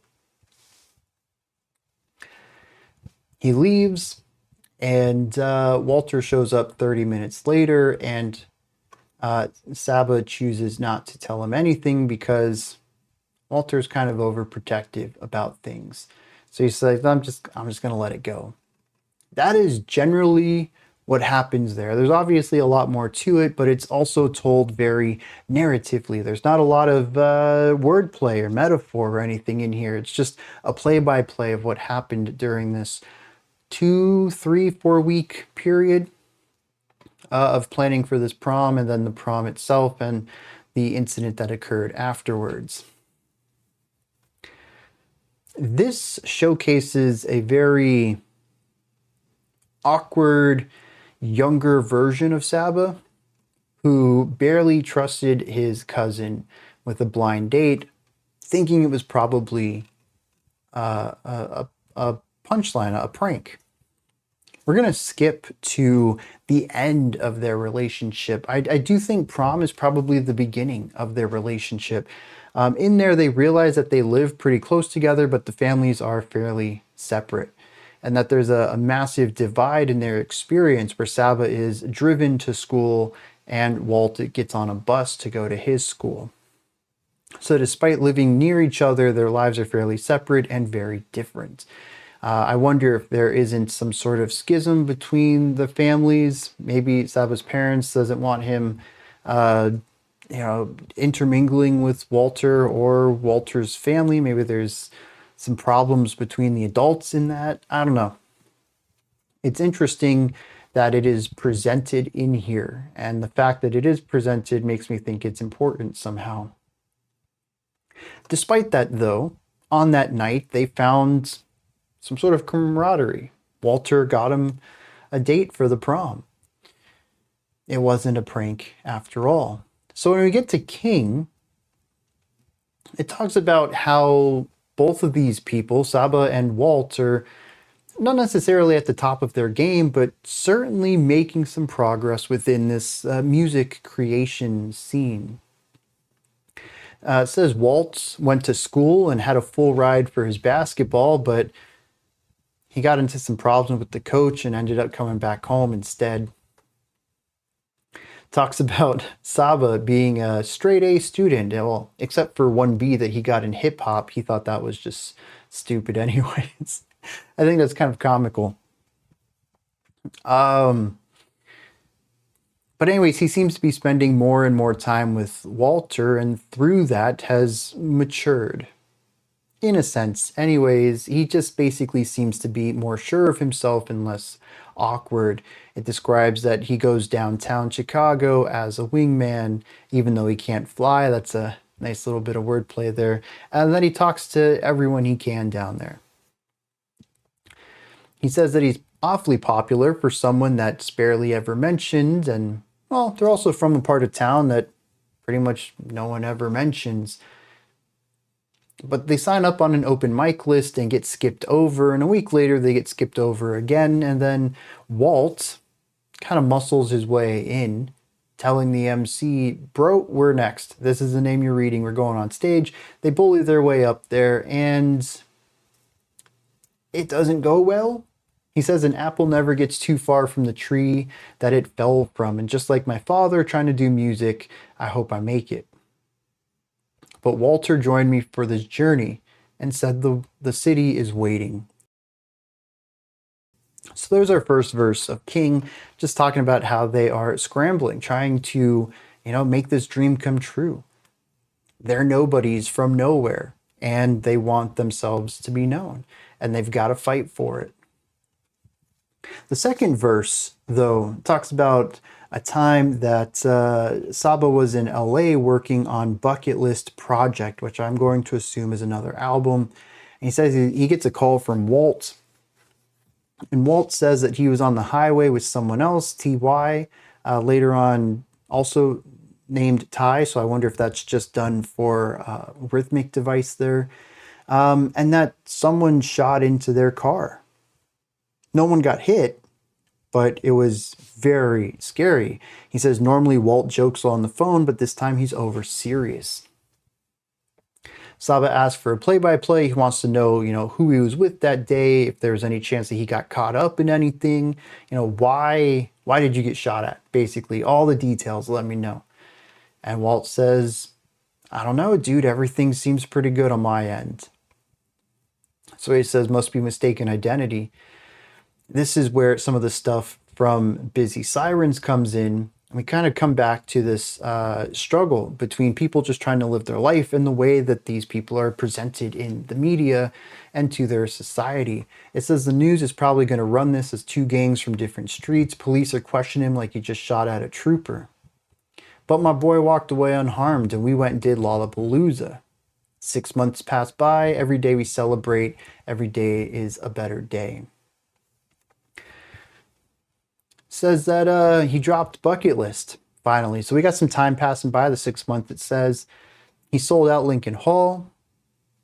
And Walter is doing 2 shows a day, sending me links to cool music that's coming out. We played some 2K a couple of days just before. But then he gets a call from a number he doesn't recognize. And a woman asks, "Have you seen my son? I talked to him today. He was on the train." So they got in the car, went out to look for him. And we know how that story ends from the opening track. He got stabbed over it. What I think is very heartwarming here is a way that they've sort of memorialized Walter, who goes by the name John Waltz. He recorded some lines, presumably before he was killed, and they added those lines to the end of this track. It says, "Just another day in the ghetto, the streets bring sorrow, hope I make it till tomorrow." Yeah, that's beautiful. A fantastic way to honor someone who meant something to you, and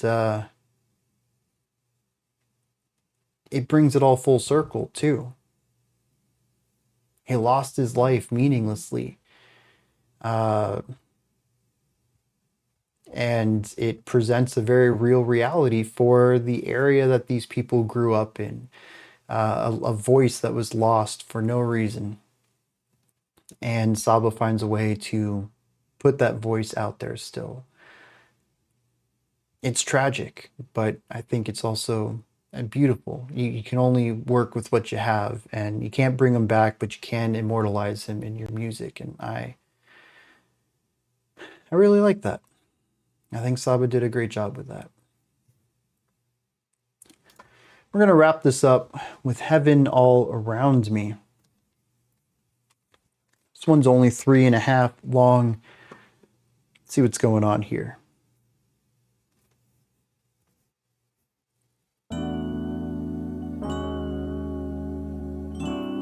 Another one with slightly detuned piano parts. Although this one sounds like a glockenspiel. Very metallic. Yelling at my mother like I know you hear me. Get a little closer, repeat. Bus driver pass me up, don't see me. Paramedic talk about what he need. He need his oxygen. They seem incompetent. I see the consequence. I walk where I can't hear them. They're inaudible. I got a light, I gotta go. Forensic search for follicle. I promise y'all I'm not a ghost. I promise y'all. Look, there's heaven all around me. There's heaven all around me. There's heaven all around. Beautiful harp work. There's heaven all around. No, I can't feel pain, but I can see the stars. No, I ain't even vain, but I know we with God. There's heaven all around me. There's heaven all around me. There's heaven all around me. There's heaven all around. No, I can't feel pain, but I can see the stars. No, I ain't even vain, but I know we with God. There's heaven all around me. There's heaven all around me. There's heaven all around me. There's heaven. Yelling at my brothers like I know that I'm here. Regardless how loud they don't hear. Walking through the crowd, they shed tears. I know I did not disappear. Uphill I'm battling. I see the cameraman. I see the news stations. Truck parked outside. It's every channel here. Yeah, interview, cut. Someone just bled out because they got chalk outline. Look like the shape of my shadow. And go right through the wall if I try touch. There's heaven all around me. There's heaven all around me. There's heaven all around me. There's heaven, heaven, heaven. No, I can't feel pain, but I can see the stars. No, I ain't even vain, but I know we with God. There's heaven all around me. There's heaven all around me. There's heaven all around me. There's heaven all around. No, I can't feel pain, but I can see the stars. No, I ain't even vain, but I know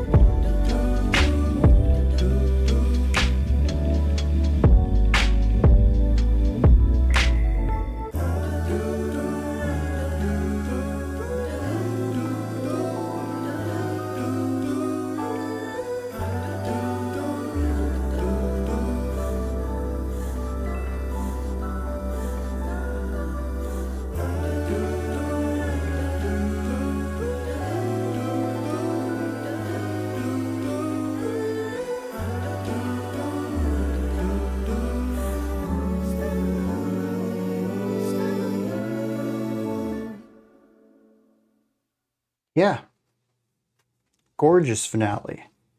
What I love about it is that it is obviously evoking both a sort of naive beauty that I think could be closely related to some pop music of the 50s, give or take, maybe the 40s. I think that's where a lot of those harmonies feel like they come from.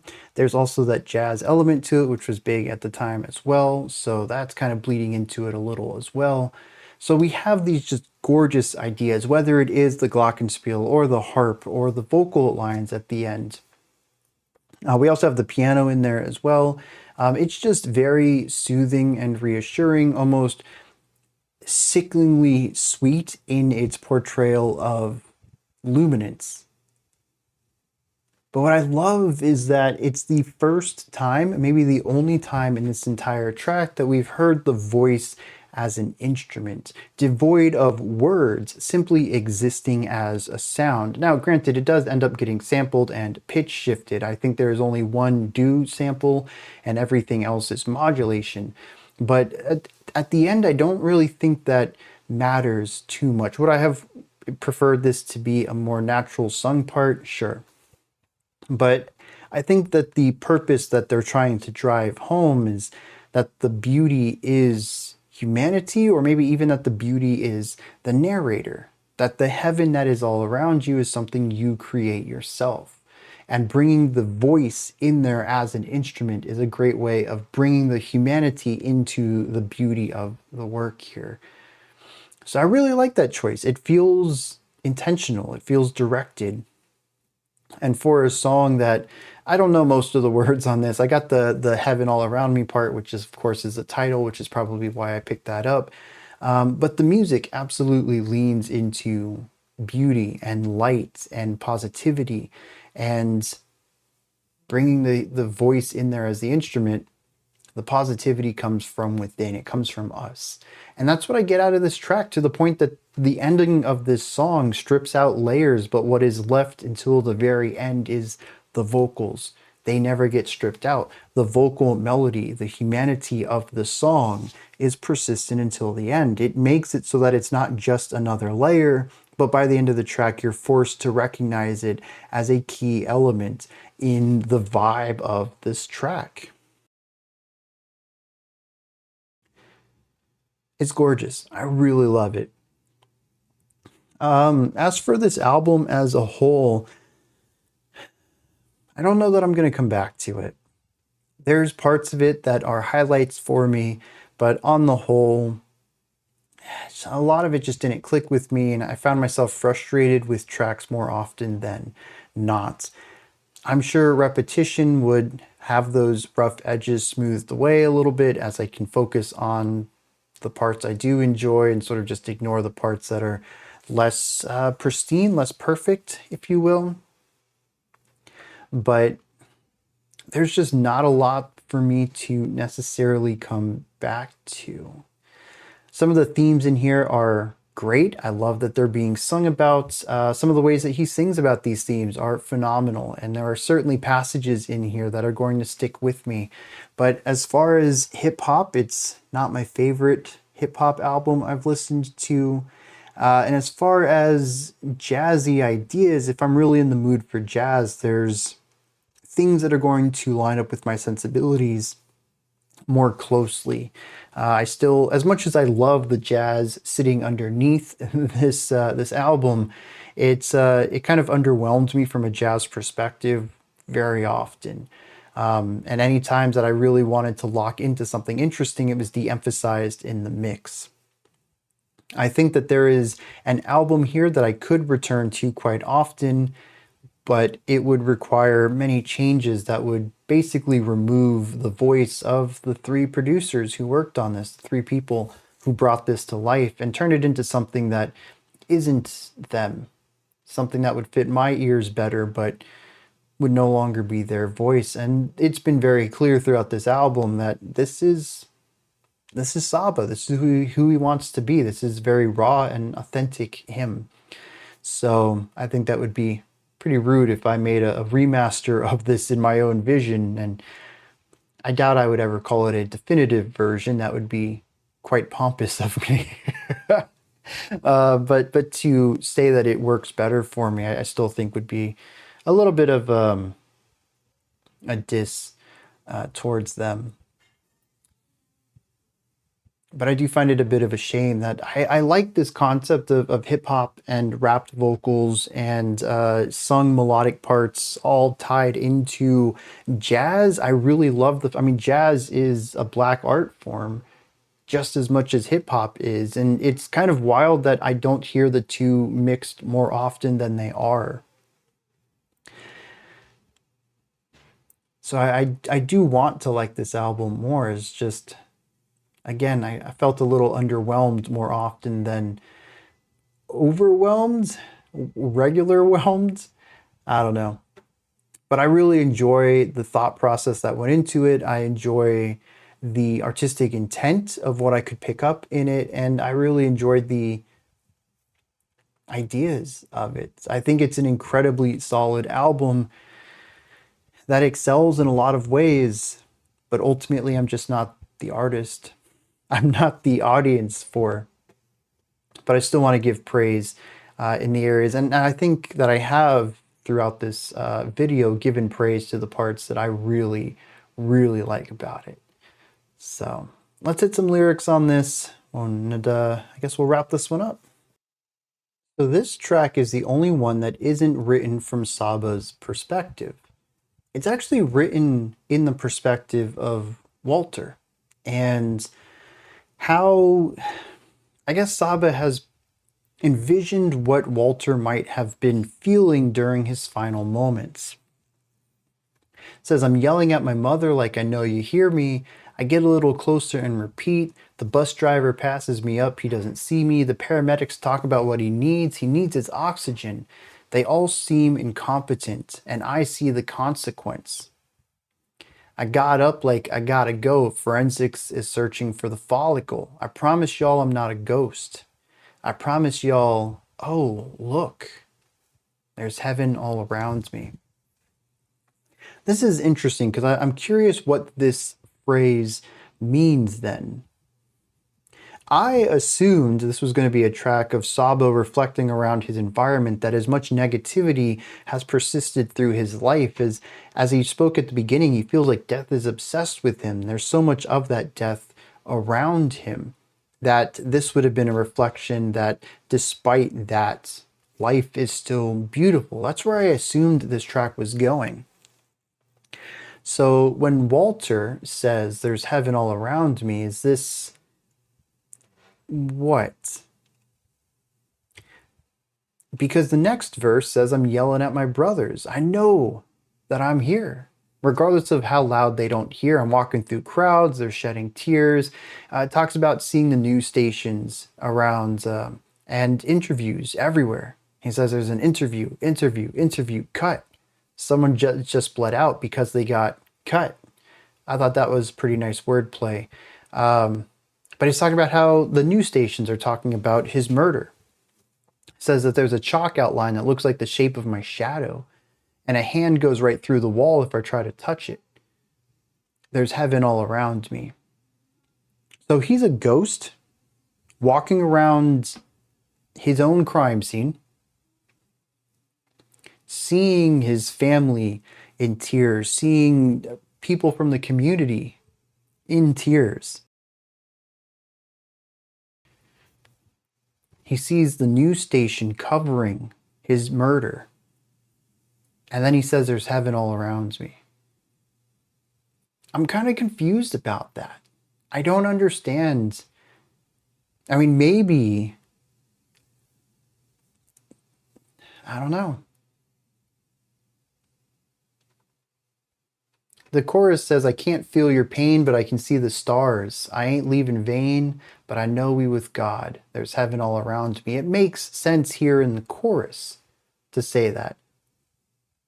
He passes on into the afterlife, and it's good. But I don't understand its placement at the end of each of the verses. There it seems a little out of place, narratively at least. musically, I think it's nice to set up this lyrical motif throughout the track, but it kind of sits in the same way as calligraphy does, where it works in some places of the lyrics, and other places it seems like it was put just for a functional means rather than a lyrical means, which feels weird in a lyrically driven style of music. So I guess it's fine. It is just kind of awkward. It really had me questioning the first verse, and it took me until the end of the track to realize probably what it was doing.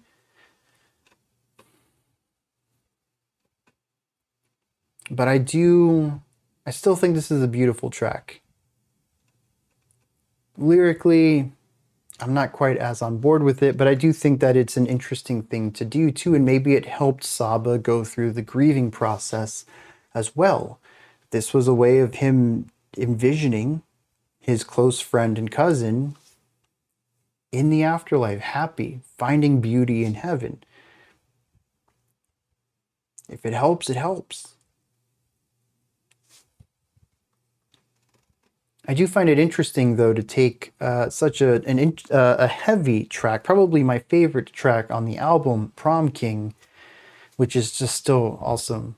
Awesome wordplay right there, even in the title itself. And to bring this positivity back, this album has not been a positive one, and it ends on a positive note. I'm torn on that. Sometimes what we need at the end of negativity is a light. It's a terrible metaphor for a track about someone dying and going to heaven. We need positivity, though, to help us out of the darkness. And I think that's what this 10th track is supposed to be. This is a heavy album. A little bit of positivity at the end to put a smile on our face. But I also wonder if it undercuts things a little bit. I don't know. I can't hear this album without it. Maybe it is too heavy. If it were gone, if it wasn't added there. But I do feel like Prom King is a really good finale for this album too, to wrap things up. It's Saba. Top to bottom. His awkward beginnings to his more confident present time, and what he's dealing with right now. As far as an album of being real, Prom King is about as real as it gets. It's autobiographical, it's narratively driven, it's full of pain and sorrow, regret. In an album that is full of pain and sorrow and regret. Maybe we do need a little uplift after that, in which case Heaven All Around Me works really well. But it also feels a little out of place in the same way that Smile kind of feels a little out of place now that I think about it, though at least that one does talk about hardships. It is thematically appropriate. I don't know. I'm going to pass the mic over to y'all. These are my thoughts on Saba's what is this album called? Care for Me? Yeah, Care for Me. That's actually a really good title too. A lot of this album is about people caring for him, whether he's finding it in women, relationships, love, hoping that they will fix him while he's broken. Walter caring for him, like we saw in Prom, but also how they carried each other through this musical process. But this is probably also part of his grieving process. A lot of this album is about Walter, even if it isn't a concept album in that it tells a story, so much of Walter is interwoven into this. This is an album that helps Saba care for himself. This is care for him. Really nice double entendre there. These are my thoughts anyways on Saba's Care For Me album. What did you think of this? Is there anything that stood out to you? Anything that you'd like to add on to what I said or correct me on? Do you have your own take, perspective, or opinion on this? Let me know. Put all of that as well as anything else you'd like to add into the comments section below. Above that, in the description box, you'll find a link to Linktree. Takes you here. You can find links to my music, ways to support the channel, a link to the Discord server, and so much more. Above that, if you could, like, subscribe, and ring the bell. I greatly appreciate all three of those. That wraps it up for today. I'll be back tomorrow, 11 a.m. Eastern Standard Time, 3 p.m. UTC as usual, for Sundays at least. We're going to do a live stream. Just a chill time to listen to some new music. I think we got 12 songs queued up for tomorrow, and just chill with the community. It's great conversation, great tunes. If you can make it, I highly suggest you do. Until next time, remember to be critical, not cynical, of the music you listen to, and have a fantastic morning, afternoon, or evening, whenever you choose to watch my videos.